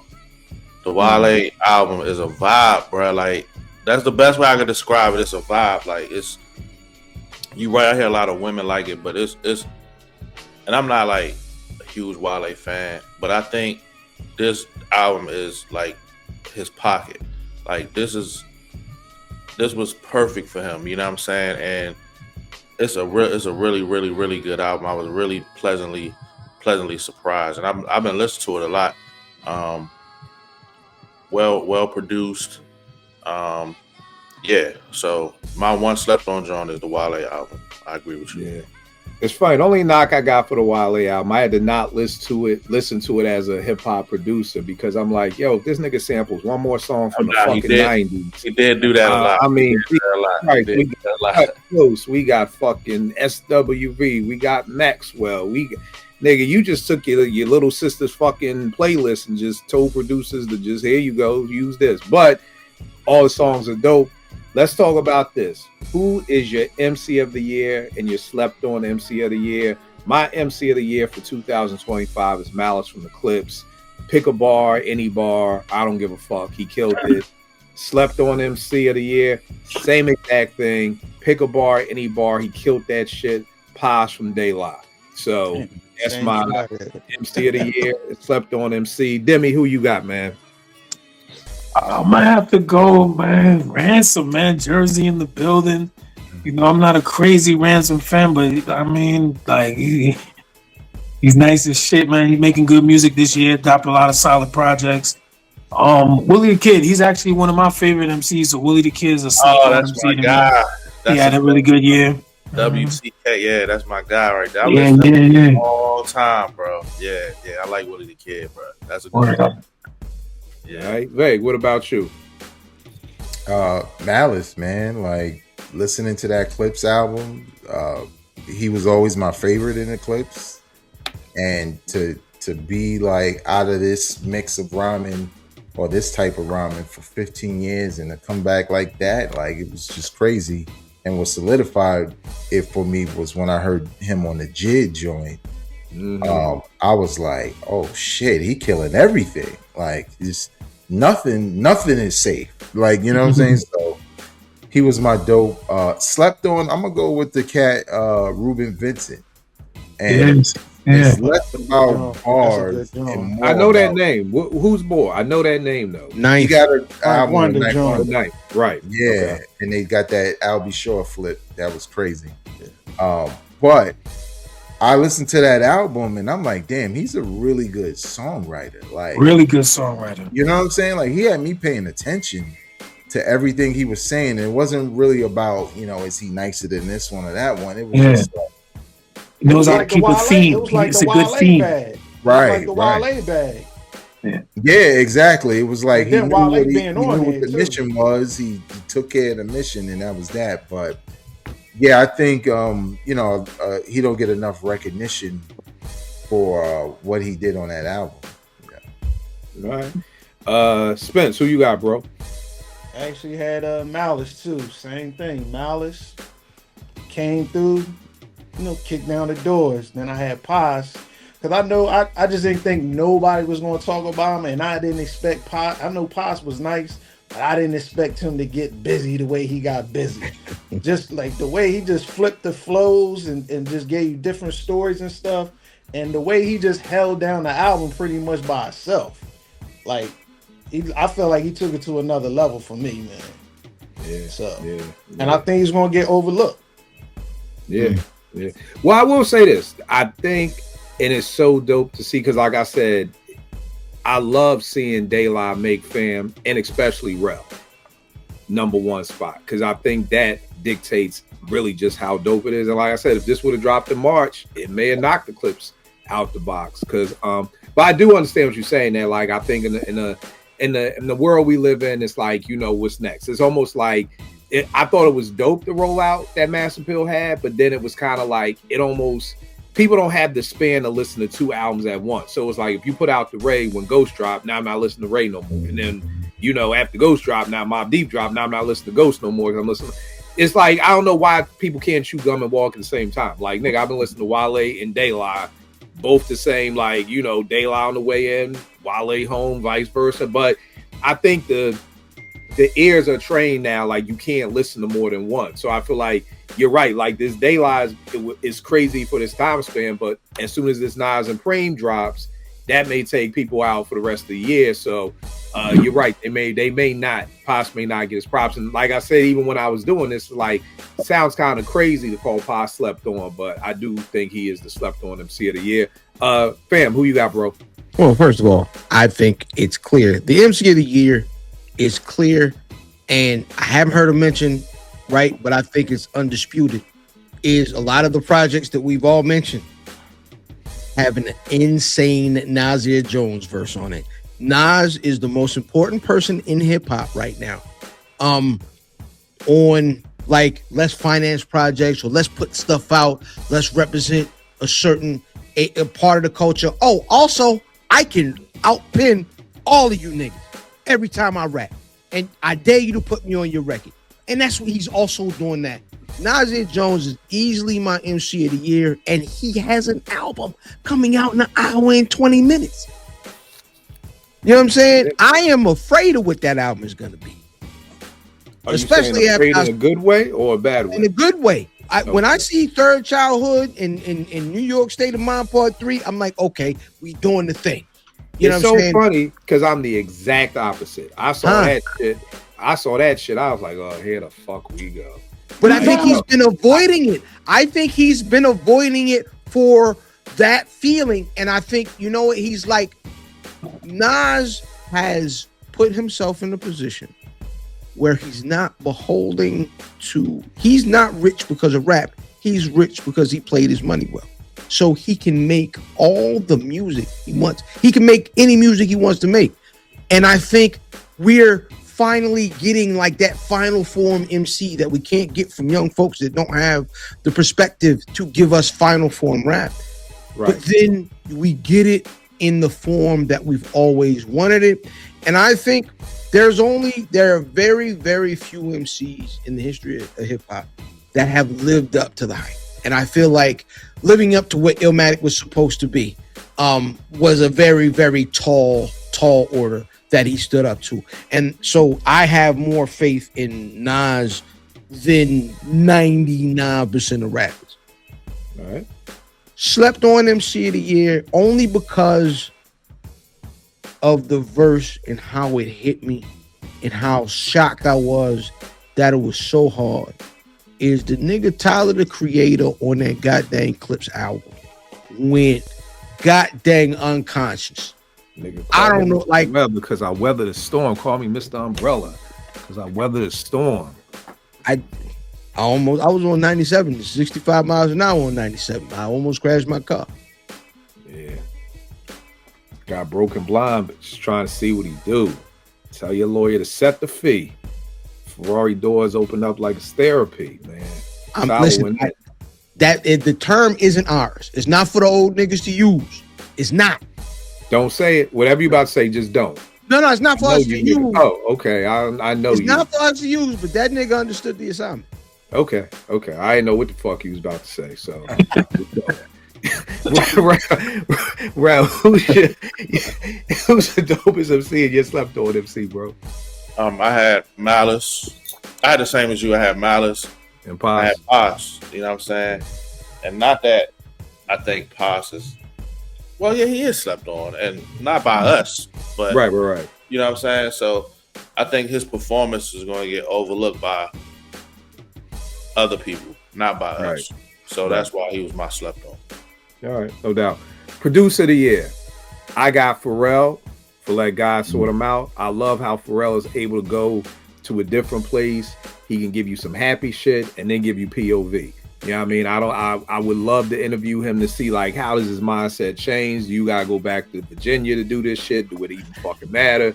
Is it just there's clips times? Okay, bet I get to get into this bag over here. It's almost like a boy who got a whole ill wardrobe and it's like, oh, it's time to go to the game. Okay, I'm ready for that. Oh, tuxedo, it's Grammy season. Bet I got that bag too. And like just how he's able to get into each bag like that. So that slept on producer, I'm going with Super Dave West for this Daylight album. Yo, I'm letting y'all know, man. Piece to this album. I remember somebody asked me, was I hype about Daylight album? I was like, nah, Dave's dead. I may be hype about the album because Primo and Pete was supposed to be producing the album for them. That never came out. And some of these pieces became that album. I think the album is produced incredible, but the fact that you've got Pete, Premier, Jake One, Knots, but Super Dave West, I mean, Good Health, Day in the Sun, Run It Back, Believe, Cabin in the Sky, and you got 5 songs on the album with 3 Primos and 4 Pete Rocks, and you held your own, and I honestly prefer those songs. I gotta give it to Dave West. So that's it. Demi, who's your producer of the year and slept on? V-Don, man, definitely the producer of the year. V-Don is very nice, baby. Yeah, he dropped his own project, Sent For, with a lot of dope MCs on there. Griselda, of course, El Camino, Lloyd Banks, a few people on there. He dropped joint with Willie the Kid. He dropped ST Knack. He worked with Boldy James, Crime Apple. Then he got like 2 other features. And, all the projects are really good, though. I can't even front. They're really good.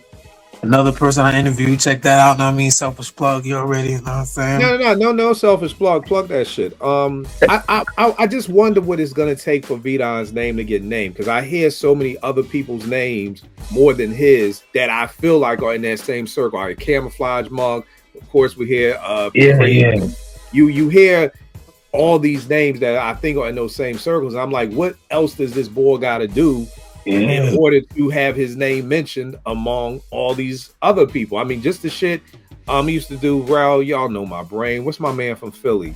Big Love. Dark Glow. The shit he would do. That shit is just classic. That shit is fire. So, I don't know what else he had. I don't know what else he has to do to be able. I don't know. He got shit with all the top dudes except for Rock Marciano type shit. But he worked with everybody. I don't know. Right. But yeah, V-Don's a dope pick. Who's your slept on boy? Slept on. I'm gonna just give it. I'm gonna give him a dash. I'm gonna give them both a shot because they both from the town. I'm saying Cartoon Beats. He's pretty much in the mix now. He did some shit with Smith and Wesson this year with Lloyd. He got a lot of stuff with Lloyd Banks. I think he did some stuff with what's his name? Gorilla Nems. No, just Nems. Just Nems. No, he got stuff with Skyzoo, Method Man from last year. So definitely slept on. He's gonna come up. He's worked with a lot of people. I think he got some with Terminology this year too. You said he's Cartoon Beats. He out of Brooklyn. Cartoon. I think he's from Long Island type shit or the Bronx. One of them. I kind of forget. Okay. I mean somebody else. And I'm 183rd. I'm saying he did the Nimlo shit. He did some shit with a guy called I forget his Star Jella. That shit is fire too. Really good production. Sounds like the home team. So yeah, Cartoon Beats and 183rd. I slept on. All right, that's what's up, Veg. Who you got, bro? For dope producer, I got Pharrell also. And slept on, I got Pharrell. I think a lot of times when they talk about Let God Sort Him Out, they leave Pharrell out of that, those awards basically about how dope the album is, and for him to show that level of versatility, but the beats sound fresh, but it's still hip hop. And what he was able to do with the clips, like all 3 of them like working together like they used to. I think he did a magnificent job of just pulling this album together sonically from the clue drops towards the end of the album, like all culturally inappropriate. It was put together well. So like, as much as we're into the bars, because I know I was, that was the other side of it that I really, really liked. I just like the way the album sounds. So that clue pull is huge, because it's like, why did you wait till the almost end of the album to do that shit? You know what I mean? Right. But it felt right at home. Like the first time I'm hearing that, I'm like, oh shit, clue. Like, you know what I mean? Like, it didn't feel like out of place. So very dope pull with that. Spence, who you got, bro? Yeah, I probably cheated a little bit, but I picked Al and Havoc strictly for the Mob album, because just how they put that together is just a feat in itself for me. That's what I forgot to talk about. I don't know if y'all saw this interview, but Hab was talking about how he just went out to LA just to chill with Al for a while, just because he was, Al produces like 800 beats a day, so it's kind of like for him to kind of get the inspiration to start cooking. It was like, yo, let me just go spend some time with this dude. Like, this dude is a workaholic. He's putting out 20 albums a week. So it's like, and I think being out there with Al kind of gave him the oomph to kind of, okay, like, let me get back. It's almost like a boy who retired from the league, who want to come back. It's like, yo, let's get some reps in. Like, I'm gonna come out to LA, just shoot with you in the gym, just get my stamina back up. So I think that was dope too. So I love that pull for both of them. Yeah, so that's why I picked them. Just the feet alone is just, and it came out to be that good. Then the sleep joint, I picked Ant from doing a Brother Ali joint. He can give you like lush, dope beats. Then he can get very eclectic and give you something else too, and it doesn't sound like nobody else stuff too. Right. So that's Speaking of Brother Ali, I always shout this out. This joint right here, produced by Jake One. It's a 5 mic album to me. Very, very, very, very dope album right here. So Brother Ali is he got a dope joint that Evidence produced the whole joint too. A what? Brother Ali. All right. Does it have drums? Because Ev been on. Yeah. Okay, I got to check. He got a couple drums, definitely be on some lullaby shit. You got it. I got to check, man. That last Ev album, I love Ev, but that last nigga, if y'all don't find y'all drums, that's probably the first Ev joint I ain't go back to in a long time. Yeah, and I fuck with Ev, like everything, but yeah. Fam, who you got, bro? All right, I'm gonna start with my slept on. Right. All right. So Vagno, this is a big week for wrestling fans. Big week for wrestling fans in DC. It's John Cena's last match. I see the Macho Man. But it's John Cena's last match. Yeah, it's his very last match. Niggas heard the I don't know if you've heard John Cena's theme song. It starts off, it's Billy Dance at the beginning of the record. It's Billy Dance. It's a Jake One beat, nigga. Jake One produced, and he didn't get his money because he was dealing with wrestling niggas. But shout out to Jake One for producing John Cena's and everything he's done with Free. But like Jake One is just an all-time slept for a nigga, and them the amount of times that they're gonna play John Cena's theme song this weekend, and he's not gonna get his bread right. Jake One is my slept on. ALC, man, Alchemist is easily my producer of the year. The Mob, the goddamn Gibbs. This nigga, he touched everything. The Badu record we ain't get, but the single we heard because it was amazing. Just ALC. I hear. Well, who you got, bro? I have Pharrell for producer of the year. I think he created a masterpiece, you know what I'm saying, with the production on Let God Sort Him Out. And for slept on, I went with Super Dave West, man. Like, he went crazy. He went crazy on the De La Dre, man. And I just, like, he went crazy. Like, and it's crazy because my favorite songs, most of them are the ones he produced. And that's saying something with the amount of, top producers that's on the album. So that's what I went with. All right, let me see. We got top 5 verses and the dopest moments of 2025. Let's let's do the dopest moments of 2025. For me, my 5 clips finally dropping. It was 16 years. The legend has it. Roll out with Nas, Slick Rick, Ghost Ray, Mob, De La, Big L, Nas, and Primo. Not to mention, I mean, you talk about what Nas is doing. He got niggas with comic books with Marvel. Like, I mean, just that alone is crazy on some shit like that. And when I mean top 5, what I'm talking about moments of hip hop, it doesn't have to all be good. One of mine is Drake's nut ass bullshit lawsuit. Like, this nigga really out here suing boys because you lost the battle. I mean, I don't know how much more petty you can get.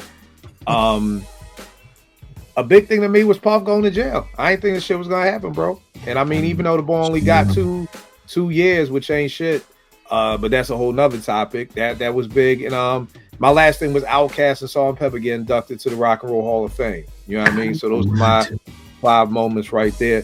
Demi, what are your 5 takeaways? Maybe I'm sorry, I should have said it better that way. What are your 5 takeaways from this year? I don't got 5. I wasn't really tapped in like that, but off top, you got to talk about the Clips reunion, man. That shit was incredible. I didn't really think it was gonna happen. Again, that rollout was perfect too. I got a chance to see them at 2 different. I got to see them at a show and the album release. The album was great, on point. Both was sharp, so yeah, that was great. The Kendrick at the Super Bowl shit was crazy, B. Like, that shit was fire. Like, that was it. Like, that was a good moment. Like you said too, the rollout with Mass Appeal, just incredible. Nas just turned out to really just be a hip hop ambassador. Like, he not playing around. So salute to them and all the vets. Mobb Deep, again, surprising album. You know how we talked about albums coming out after someone passes away. So that was dope. Yeah, that's I just got those 4 right there though. All right, no doubt. Veg, what you got, bro? Oh, my bad. And yeah, same thing what you said with Diddy, man. That shit is just crazy. Just 1 minute you just, he still did a lot, but it's like, damn, you gotta pay do the crime, pay the time type shit. Yeah, and this Netflix just keeps getting worse. And now I heard 50 say he got some more shit on him. So I don't know what, man. This boy 50 is a menace to society, man. Definitely a menace. We need him. Yeah, man, what you got up, bro? So I got the Mass Appeal rollout because for the most part I'm highly satisfied with everything that dropped. Even not liking the Slick Rick as much, I still didn't see anything wrong with it. You know what I'm saying? I thought it was dope to like lead with a legend like that, especially with the film. Outkast and Salt and Pepper get inducted to the Rock and Roll Hall of Fame, but specifically hearing Andre talk and get choked up and seeing Spinderella with Salt and Pepper on that stage was dope. Clips Tiny Desk performance, I mean, it just felt good to see how much they put into something that's honestly pretty simple as far as the production, but it, like, with the album being dope and the rollout, them having that performance was special in itself. Mace eating popcorn while Cam shit on Jim Jones. That shit was just crazy. That was crazy to watch. Because Cam, first of all, this nigga's like overdressed on the set, but I think they knew what they came there to do. I thought that was funny. And Kendrick performing a fucking diss record and calling Drake a pedophile at the Super Bowl is just fucking crazy. Like, that's, I don't think any diss record will ever top a moment like that, where it can go left in so many, forget Drake, in so many ways. That could have been a bad look for him. And could have been a bad look. You know what I'm saying? Like, you calling somebody a pedophile? Yo, was it true that the NFL was like told him don't do that song and he did it anyway? Like, leading up to it, they go for it. Okay. Because they're looking at him like, what is he going to do? Like, what is? Yeah, I thought it was something like, you know what I mean, like, he wasn't supposed to do the song. I thought it was like that NWA where it's like, yo, y'all do fuck the police, we taking y'all to jail. I was like, okay, cool. Fuck the police, we just gonna go to jail type thing, I was just like when Mike put the band commercials out. He was like, the NBA told us we're banned. Right. But Right, you just right. said we was, and now that it's the hottest shoe in the streets. Right. Yeah, it was sort of like the tease of whether he would perform it or not was more so for us. Yeah. Okay. For the Yeah, that people. conversation was Yeah. I think Drake said something. Drake was trying to sue everybody. Drake was trying to sue Tropicana. if Tropicana is crazy. yeah, if Kendrick did a fucking commercial for Tropicana, he's suing everybody. Spence, what's your moments that you took away this year? I got some of the usual suspects: the Kenny Super Bowl, Drake suing, Clips with the good old fashioned rollout, Nas Mass Appeal joint. But then I actually got Joey versus everybody, Joey Baz versus everybody. Oh yeah, damn! I forget about that. Yeah. It Like really that didn't energy. do nothing. Love that It started heating up when he did the Red Bull freestyle, and that's when everything made him and everything spruced up. So that for that week or two, it was crazy. You right. You're right, because I was going to add that, but you know what? Like well, I guess for most people, but definitely for me, was at first you're like, "Oh, Joey getting jumped," but then it's like, "Oh, Joey knocking niggas down." Joey knocking niggas out. Okay, so He was relentless at the while. He was like every day, "Oh, you got something? I got another one for you." right, Yeah. The crazy thing is because I hate the fact that shit be like sped up, like you said. Somebody page are going off. I said Somebody page going off is crazy in 2025. Listen, no. Because you got $5 bags of weed still. Got If crack you got a it. page in 2025, you still got $5 bag of weed. And that weed This is is awful. This is a Sky pager. Yo, y'all can tell I'm old as shit, man. I said, yeah, somebody page it going off, man. That's your beeper, nigga.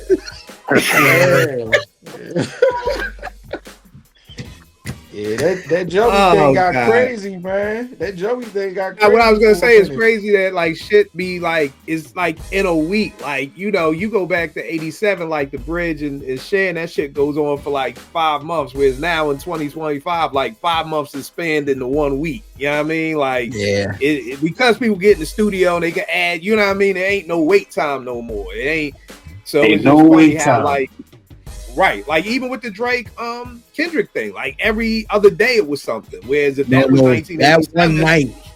yeah, that was one crazy. night. Like you'd go to bed and wake up to something fresh the next morning. Like The one night where it was one record is one of the most fire.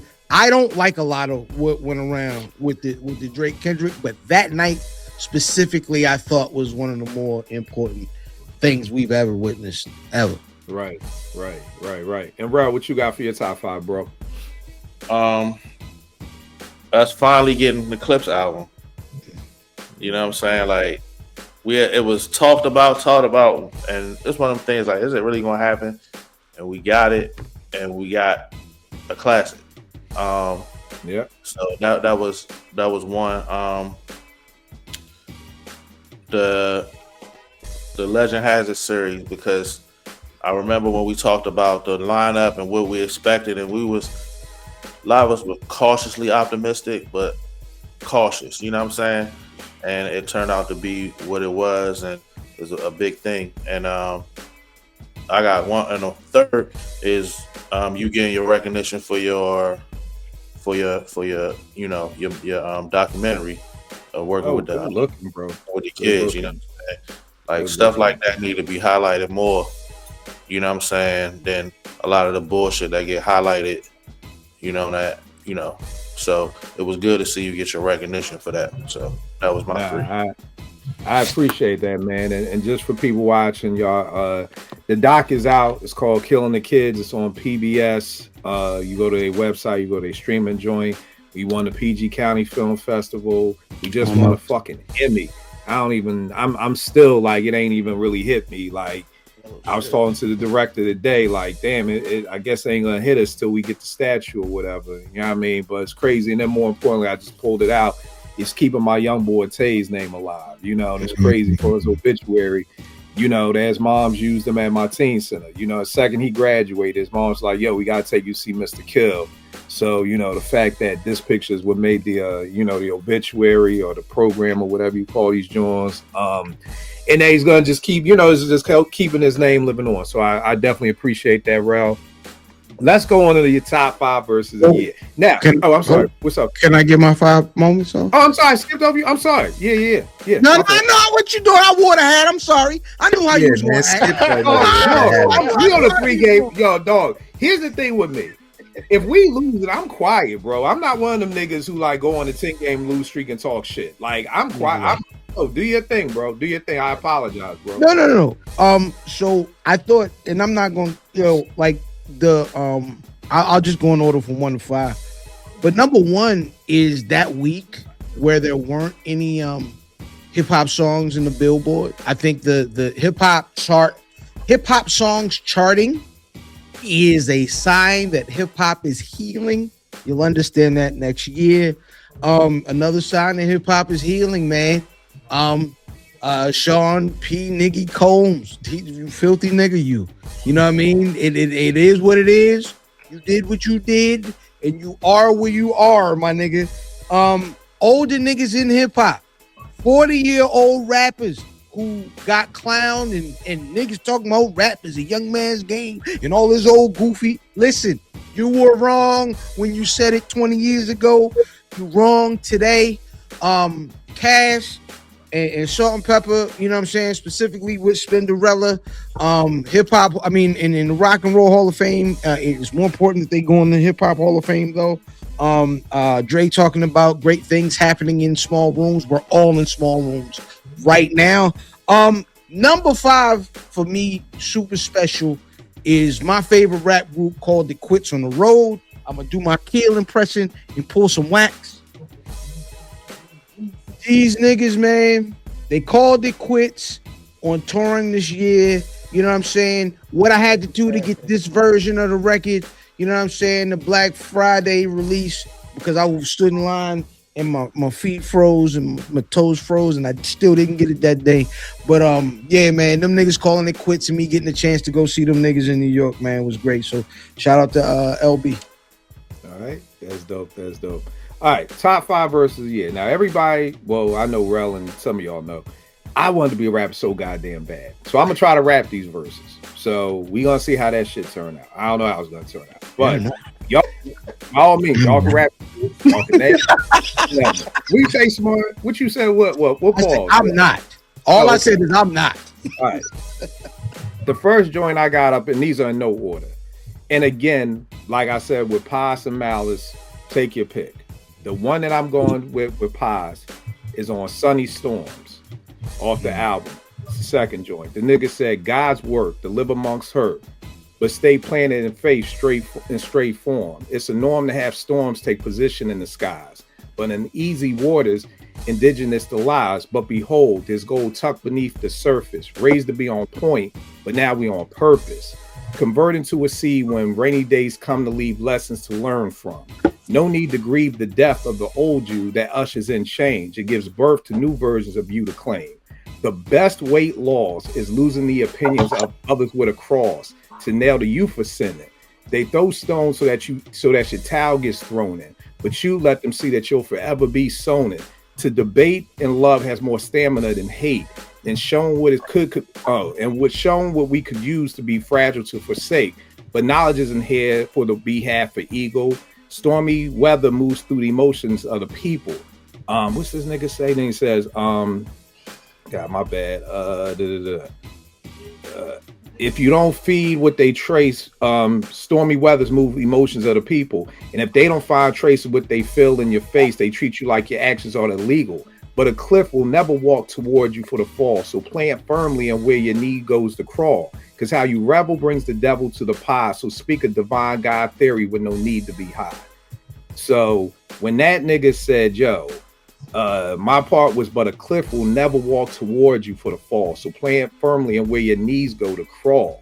Like, yo, bro, this nigga Paz is just on some next shit. Or the best weight loss is losing the opinions of others with a cross to nail to you for sinning. I was like, yo, it's almost like the nigga is rapping backwards or something. Like, I don't even know what the style is, but it's just like, yo, this dude is blacking out. So one of mine was that joint. What you gonna say, Veg? I was just gonna say, like, as an MC, you can't just jot that shit down. You can't. You got to really be thinking deeply about what you're saying and the impact of your words in order to put that shit together in that way. And again, this is past like 80s. Like this dude was out in the 80s rapping like this now. So yeah, no doubt. Demi, what's one of your verses of the year, bro? Well, I didn't get too many. I ain't going front, but you know, since I mentioned him, I gotta go with Ransom. It's his verse on Central Live from his Cabrini Green album. Killed that whole album, but yeah, that song right there, he definitely went in Central Live. That's dope. Vay, what you got, bro? What's one of yours? I do not have any. I'm just the nigga that's going. All right, no doubt. I forgot. No doubt. I'm It's just all the good. nigga that's gonna comment on everybody All else. right. Oh, if you think of one, just throw it out there. Spence, you got one? Oh yeah, I got the Town, Joey Badass featuring Loaded Lux, the Loaded Lux verse.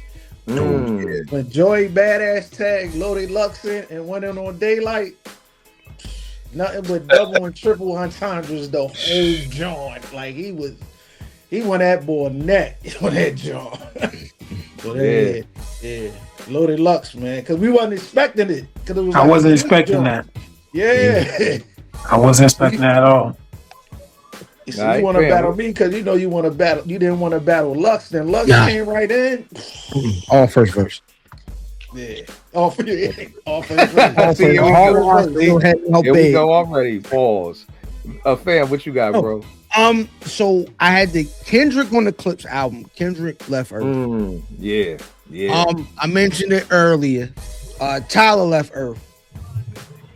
Jid had a joint with the Migos nigga called Bodies, where Jid just went.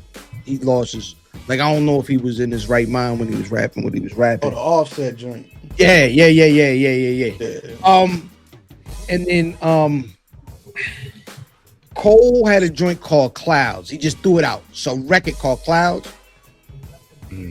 Google it. Did it drop after April 4th? It did. Okay, cool. That nigga was on. I told you that nigga got silenced from me after that. After he backed away, that nigga was silenced like for a fucking year. Go back and listen to Clouds. I don't care how mad you was at him. You'll be okay with it. You'll be okay. You're like, maybe they need Kendrick should have shut up. No. So then finally, because it was verse after verse after verse after verse after verse after verse, Nasir Jones, every single feature, everything. And we got 49 minutes. Yeah. So Nasir Jones. All right. Rel, you want to give all 5 of yours, or you want to go one by one? I didn't have any. It's all good. I got another one. This one I can get because this is fucking so far gone. This is Pusha. This is my Pusha verse of the year. Swerving through the lane, serving niggas cane. Still ain't never hit a pothole. If I was Brittany Griner, I'm a needle bomb. Only want to swap his chopper. Further from the streets, Monica Denise, good bitches only fuck with Rocco. That one right there got me because I'm like, Monica, her baby father name is Rocco. Oh shit, her name is Monica Denise. Again, put them in them cars hanging out with stars now. It's hard to tell they not hoes. Your co-defendant claim immunity. How'd you not know? Unless he live in court in a Bentley Sport just to meet you on a yacht, though. Understand the art of war. All my niggas draw because we all Picassos. Me just being me, respect the PMB. I'll never follow you to Roscoe's. Million ways to live, million ways to die, millions well stuffed in the auto, million ways to wash it, million ways to stop it. Pray for me because we not, though. Best believe I could whip a Christmas Eve with some work in the hot stove. They done took it all, praying that we fall. No more questions about the stop, though. Like, again, I don't know with these niggas. You got Malice with POV. If they had the way the operation called Obese, I mix it like Mahomes, then I tell them go deep. Nigga. The rag top playing hide and go seek. The Bentley leather match the pipe, and that's the motif. Just to think I built a rap career off of OZs. I'm watching all these young niggas rap just OD. If I didn't give you both sides, I wouldn't be me. I was the only one to walk away and really be free. As far as I'm concerned, I could really be he. I can open up the closet with my skeleton key. If I lie to myself, I could sell it to me. I done sung along with rappers that I never believed. Came back for the money, that's the devil in me. Had to hide it from the church, that's the Jekyll in me. I never thought Trice with the pressure would be, because niggas change look just like oppression to me. I honestly don't know. Next, P. Fucking Mr. Magic. Abracadabra, I toss a cadaver into the floor. The swamps, they'll find you never. The first 48 will be a waste. They crying at your wake at a picture of your face. Holy alligator shit, I'll make them disappear. You vanish off the earth, posting threats overheard. I don't need a magic wand made of Hollywood. It's not an optical illusion. A boy going for good. Memories, eulogies, and yes, I don't give a fuck. May your soul get no rest. May your family grieve with your broken hearts and stress, because when it came to me, you ain't give a fuck less. Pour a shot of that Tron on your bones. Wicked realistic black magic when I go. I don't stop till I'm satisfied. Damn if I nigga live a damage. Nah, I leave a nigga with nothing but blowing the ether in the sky. Man, yo, P on that was great. So again, that those are just some of my joints. I want to fuck with this Freddie Gibbs one because I love it so much. Good but luck. I'm gonna fuck it up. Yeah, I'm gonna fuck it all up. So we just gonna go ahead. Right. I'm gonna go with this. I can get some of this. His boys jumped me. He tried to play it safe. Bitches and Buffaloes did the same thing. They was throwing plates, limped away on a good foot, but he ain't bust the grape. These niggas fake. Still documents, still popping it. Fuck the certified crackhead babies. Come get your mama hit. Shit ain't sound. Niggas gotta resort to drama shit. Fuck these loving hip hop niggas. I'm at the Oscars, bitch. When I was living with Sid, I had a roster, bitch. Candace with the good poom poom got me watching soccer, bitch. I may have to bring her back. If I may have to bring her back if she get pregnant, I'll teach my son to shoot like T. Moran. I'm courtside drunk as fuck, like I'm T. Moran. Caught that ball in Barclays, then I should have dunked the bitch. Never catch a feeling. These one sucker 100. Put him in the system, no job, just go get a job with the government. When that nigga said I'm drunk as fuck, like I'm T. Moran courtside. And I don't know if y'all seen T. Moran lately. This dude was dancing courtside, trying to be a young nigga out there looking like he 20. Yo, again, Gibbs is just some next level shit. One of the things I did want to talk about real quick. You talked about it, fam, with old niggas rapping. I saw this on Twitter. It's this nigga at Nor_MCC. This nigga said, "Who has the best 2025 Unk rap album?" And I felt some kind of way about that. I said, "Nigga, Unk rap album," and he had all the Master Pill artists: Mob, Ghost, Clips, De La, Big L, and Ray. And the Clips album was like, "Who has the best Unk rap album?" And I'm like, nigga. And I'm on Twitter, we going back and forth with niggas. Niggas like, well, I mean, it is Unk rap. That ain't disrespectful. And I'm like, nigga, y'all talking about people my age group. If I'm telling you, to me, it's disrespectful, don't say that shit. Like, yo, if a midget tell me, yo, calling me a short motherfucker is disrespectful, who am I to be like, nah, nigga, I ain't mean it disrespectful. Nigga, he took it disrespectful. So what do y'all think? I mean, because my thing is, and then niggas were like, well, what you want us to call us? Nigga, call us hip hop. That's what the fuck we are, my nigga. Nah. What, you want Unk rap? I don't. So here's the thing. Because we've always been specifically as a culture, we've always been divisive. Oh, down south rap. Oh, this rap. Oh, this rap. Oh, East Coast, West Coast, Midwest. We always talk in those, but we've always also talked in like backpack or but we've always broken rap down in subgenres. Now, we are all, I don't mean to speak for everybody in this chat. I also kind of a little bit don't care. We are all unks. We are all unks, and we are all not niggas that, we've all been niggas that have been doing and living hip hop for 30 plus years. Am I incorrect? Nah, 40 for me, 41. My touch points to hip hop, my experience with hip hop, is different from a nigga that's 20, 30 years my junior. We don't do the same thing. It's just all based in the same root. But I feel like it is okay to differentiate what they do and what their experience has been compared to mine. Now, I agree 100%. But to me, the term, I don't, and that's just me. I don't like being called Unk. I don't fucking want to be your uncle. You want to call me your old head? And again, maybe just me. Don't call me motherfucker. I am not your uncle. I'm not your mother's brother. I am not fucking none of those things. So even my nephew don't call me He be like Uncle Kill. That's what they don't call me So again, maybe it's just a touch point to me. Don't call me call it fucking hip hop, because that's what we. What happened to OG though? OG ain't around no more. I'm fine with. I know what I mean. But here's the thing. Here's the thing. I'll give what they mean. I'll give you a great example. Hold tight this. Back in Morgan, I had a whole bunch of nasty names for women. Bitch, rat, hoe, tramp. I could give you 5 or 6. They all kind of meant the same shit. But if a girl told me, yo, I don't like, don't be saying the word bitch. Oh, okay, my bad. No disrespect. I won't say that. So you can say OG, unk, old head, old motherfucker. They all the same thing. But I'm letting you know, I don't like unk. The same way John could be like, yo, don't call me no rat. Like, that's disrespectful. You know what I mean? It can all mean the same shit. So again, this is just me. So we need a better, and again, I feel like we are the culture. So I don't want a subgenre for me. I don't need that, because motherfucker, without us, there ain't no y'all. So I don't want a subculture. We are the fucking culture. That's who the fuck we are. So you could be like, what was the best culture album of the year? I don't give a fuck. You can say that. We are, there is no them. There is none of these young motherfuckers out here without us. So I don't want no subgenre. Y'all motherfuckers get the subgenre. See, I also don't want niggas to be like, well, what's the best record? Whatever the best the culture put out. I don't give a. But because here's the real rap that nobody talks about is niggas that love rap music for just 15 years don't have a cultural touch point to the music. They just like the music. Ain't no culture. So we ain't all that young boy rap. Or like, I'm sorry, you said something to me. You was like, he's not like a trap rapper. Like, I love the fact that they do not mix drill in with hip hop. I love that. I don't know who got that right in the media, but thumbs up to them, because they could have been saying all this drill rap. They could have been like, look at hip hop killing all these people, and look at what hip hop is doing. So I appreciate whatever journalist they was not working during the West Coast War, because they fucked all that shit up. But I love the fact that they keep that, that is drill rap.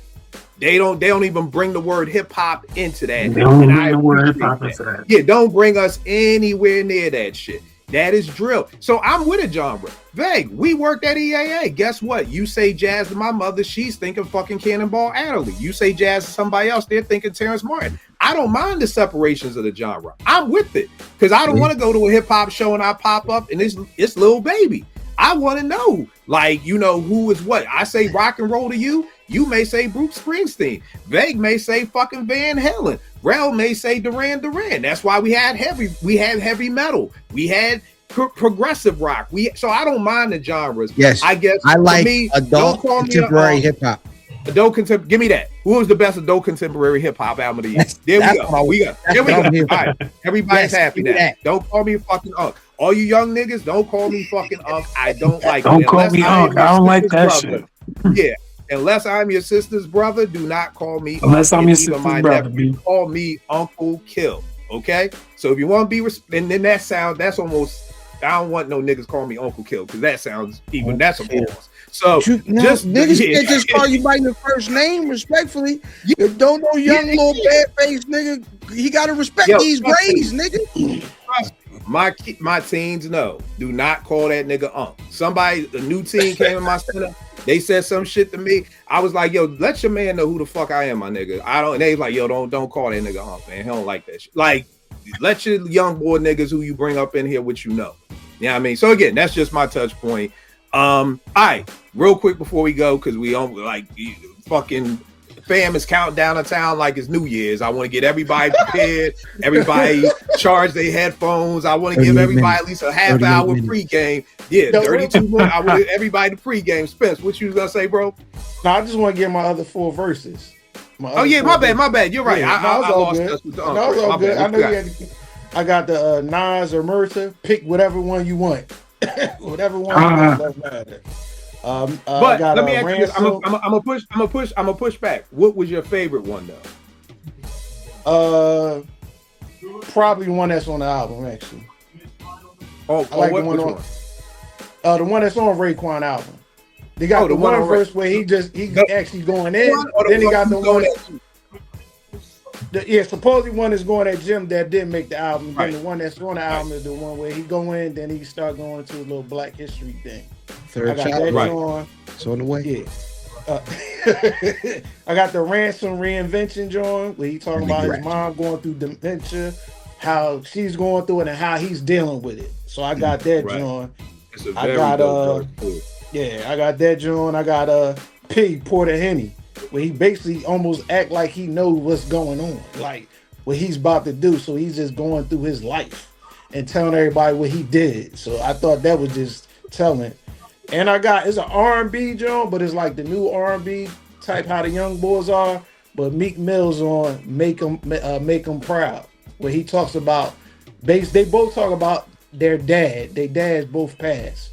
And Meek talks about how I know his the dad, one you're talking about. Yep. yeah. He talks about basically how he lost his dad at a young age. So he talks about him there and what he's going through as he's growing up without a dad and all the things he got to do. So I thought that, and that's I think the best Meek for him is when he's talking about his pain and stuff like that, not really the flossing part. When he actually talk about the struggle, I think that's the best version of Meek. Yeah. I should have done it that way. I'm not rapping no more, y'all. I'ma just do what Spence do and tell you the verse and fucking give you a quote and walk away. That's not my ministry at all. Demi, I think you only did one. Do you have any other verses that you want to shout out? Yeah, I'm gonna shout out Bruiser Wolf on a Fancy. Definitely, like I said, a lot of wordplay with his shit, real slick with it, different style. Obviously Kendrick, gotta salute him for the year.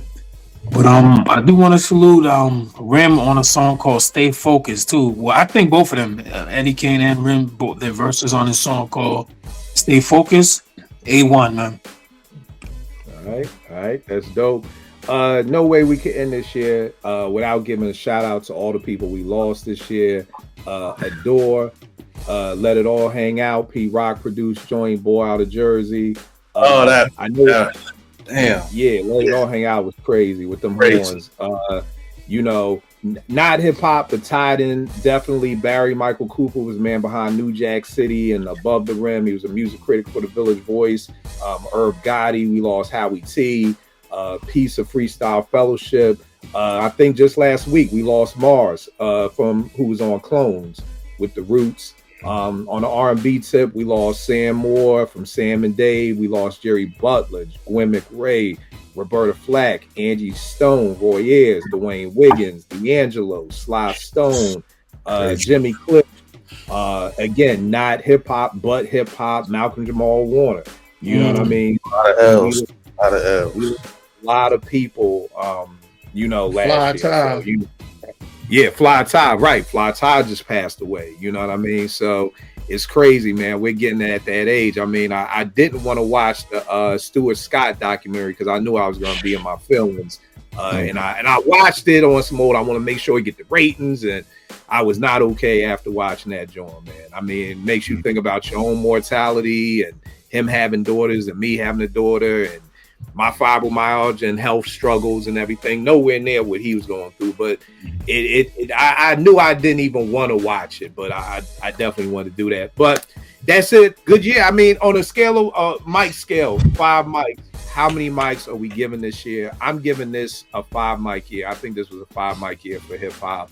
I'm honestly not mad if people gave damn near all those Master Pill albums 5 mics, man. I mean, I'm not mad at any of that. I don't, but it's not worth arguing over. If you think that Ghost is 5 mic, I ain't mad at that. If you think De La, Mob, Clips, all these albums I'm hearing of. I love the fact that Vague and Demi and Spence are bringing up albums I ain't even know nothing about. So it's giving me more stuff to go back and listen to. So I'm giving it 5 mics. Demi, how many mics are you giving this year for hip hop? Same, man. I just feel like any style you want is here, man. And there's so many people doing it at the top tier level, though. Like, I'm just happy that there's people that's still here that care about rapping. Like, you know what I'm saying? Real talk. So I think it's a 5. And I know niggas, I give Preem a lot of hell. You know what I mean? But I really enjoyed the fact that he came out with Rock Marcy. I really enjoyed the fact that he did something with Ransom, and of course what we're gonna get in fucking 32 minutes. 32. You know what I mean? So it was just dope, you know, to actually see some things actually come to fruition, you know, because you always say, oh, Preem gonna do something with this person, with that person, and it'll never come out. And it actually came out. Vague, how many mics you giving this year, bro? I give it 5 because again, like you and Demi just said, like, you know, when you think of the music, when you think about you know, these older rappers like dropping some of their best work this year and then being hype behind it, it's not just us. And then I think about like a lot of the moments we said, you know, from the Super Bowl, like seeing Kendrick do what he do up there and like hip hop on that kind of creative stage. It seemed like even if the record sales weren't crazy, it seemed like everybody cared about the art of hip hop. Exactly. More than anything. Healing. So yeah, I give it 5 mics. All right, Spence, what about you, bro? I'll probably give it 5 mics too, with the albums, the movements that's happened. With like, look at the Mass Appeal movement, just the overall things that happened during the course of the year. And I think the content, the coverage of some of these things with the content plays a big part in it too. And I think probably this year, probably the biggest year as far as content wise, doing things as far as with hip hop, took it to the next level. So overall, yeah. All right, Mike. All right, fam, what about you? You niggas made me the bad guy again. Listen, it's like I nigga, you got on a Cowboys hat, nigga. You always the bad guy, man. Black Dallas Cowboy hat. But also, hey, one of my favorite hands in spades, man. I feel like at this point this year, Mike Wise, 4 in the possible. 4 in the possible was a very, very slow start to 2025 when it came to rap music, the music that was putting out. Oh, now, that's a great point. That's a great point because we didn't even do a mid-year show, so that's actually a very good point, fam. It was because slow. We didn't even do. This was the first year we did not do a show in June to talk about your 5 albums. Up to that point, because there just wasn't any to even make that list. I mean, as far on a big level, I always want to shout out indie artists, and you know, I love about Demi, Vague, and Spence. Y'all keep y'all ears to the streets. Like Vague, I was gonna ask you, I don't know how the fuck you coming up with jazz albums too, nigga. How much time in your day do you have to listen to music? So that's a very good point. That's a very good point, fam.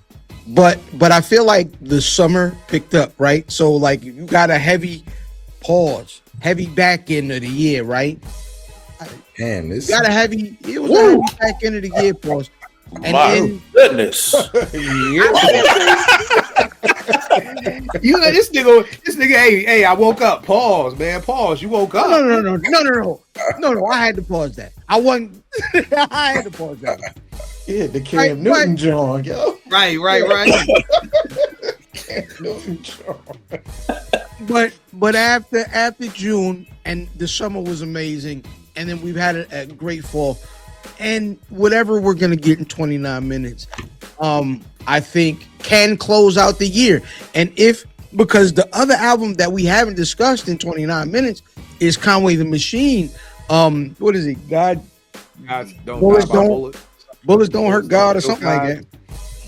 Yeah, like we could get 2 great albums to close out the year, and I'm hoping we do. So yeah, I'm gonna go with 4 in the possible. All right, I ain't mad at that. Rel, how many mics you giving this year, bro? 5. Like, you know what I'm saying? This was a good year, man. Like just the fact that in this time where people listen to an album for a week and then it's over, they on to the next. The fact that, you know, a lot of these albums we still playing right now. Clips still playing it. You know what I'm saying? Mob still playing it. So we got like albums with staying power, you know what I'm saying? So right. I gotta give it a 5, man. Just context is important, you know what I'm saying?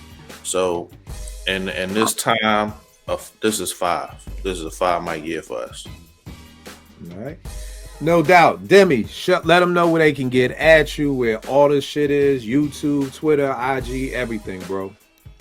Again, it's the Go Get a TV where hip hop lives. You can catch interviews, vinyl shows, ciphers, album listenings with some of the, some of the dopest MCs in the industry, and then a lot of the, up and coming indie artists.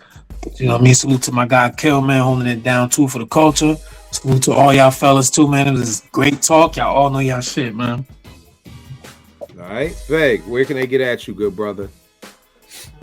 You can follow me on social media at Vegas World INC, and you can check out my podcast, Hip Hop Now Podcast, News and Perspectives. Obviously, I'll have a exclusive episode review of the Nas and Primo. I don't have no attachments to anything. I'm not looking for Illmatic 2 because if the shit is whack, I will say so. I don't care. Like I'm just I'm hoping for the best, obviously. And I don't mind New York State of Mind Part 3. Part 2 was crazy. Like Nas was crazy. You know, so damn, I must be the only nigga who do not like Part 2. What? You ain't like Part 2? I mean, I thought it was cool, but I'm like, yo, it's the same beat. The rhymes ain't bad. I think it's just whenever you do a Part 2, it's almost like, fucking finding out. I don't know. It's like when people redo a song, like when what's my man name? Genuine redid When Doves Cry. It's like, nigga, stop. Like, you're not what about the second Crooklyn Dodgers? What happened? What about the second? No, I mean, no. It was dope, but I just think it puts. I think for Pressure. me, it just makes me compare it to the first one. So when I'm listening to the rhymes on the second one, A New York State of Mind 2, they're dope, but they're not doper than the first one. So again, it's just me. I don't mind being the minority, but whenever I see like Third Childhood, I'm like, oh my fucking God. Like, okay, like what we gonna go Fourth Childhood next time? Like, nigga, we do not have to keep. It's like when we got to Jane 5. I was like, EPMD, Jane is dead. Okay, she's gone. Okay, no more Jane records. We don't need a Jane 18. Let Jane go. But keep going. They ain't raising babies, man. I was gonna say, for them to even do a Part 3, the shit gotta be crazy. It gotta be. It better be. Like, yeah. But yeah, I mean, news and perspectives, reviews, and some special things coming up a little bit later. So Hip Hop Now Podcast on YouTube. All right, Spence, where can I get at you, good brother?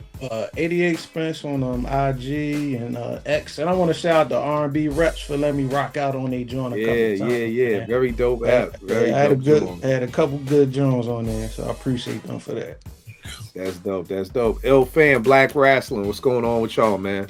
Hey man, L-Fan79, your social media choice, of course, this week. Big heavy coverage of the John Cena thing, man. But every single week we're giving the black perspective of pro wrestling. So we will talk about back in the day when you made that cardboard belt with the aluminum foil in front and told niggas that you was with Paul Ellering and the league. You know what I mean? So Ellering. This is what I'm saying. Is there are a lot of times, and this is like the Unk phase, because we're the older niggas in the space, is we get a chance to talk about what was. You know what I mean? What is and what will be, man. At Black Wrestling on all social media. All right, no doubt. Rel, where can you get at you, bro? Uptown Rel 215 on the gram, JBen215 on Twitter. Went straight from high school football to high school girls basketball. I don't know what's wrong with me, but hey, man, you love coaching. That's a beautiful thing, man. That's pouring back. That's pouring back into our kids, man. That's making sure that they not here on the streets. That's where the love comes from, man. Came from a game before I got on here. We won by 40, so it's a good night for me. God damn, y'all won by 40. You could have left early. Yeah, you could. Did you really need to coach, nigga? If they won by 40, and by the time they was up 30, you could have been like, all right, y'all dudes, just call me with the final score. Look at the time. So that was a good look, but that's it. Yeah, let me know when the next game is. I'll definitely pop up over there. Definitely. All right, y'all know me, Kill 889 Twitter, IG, The Bookworm and Me, History of Basketball in 15 Seconds. Russ Binghamton, very, very, very dope book. Been into it for a minute. I need to finish it up, but definitely one of the biggest things I'm always trying to school people to is reading. So definitely very dope book to jump into. I will check y'all next week. Y'all got 23 more minutes. So charge up headphones, get the popcorn, whatever y'all doing, get it right. I'll check y'all next week, good people.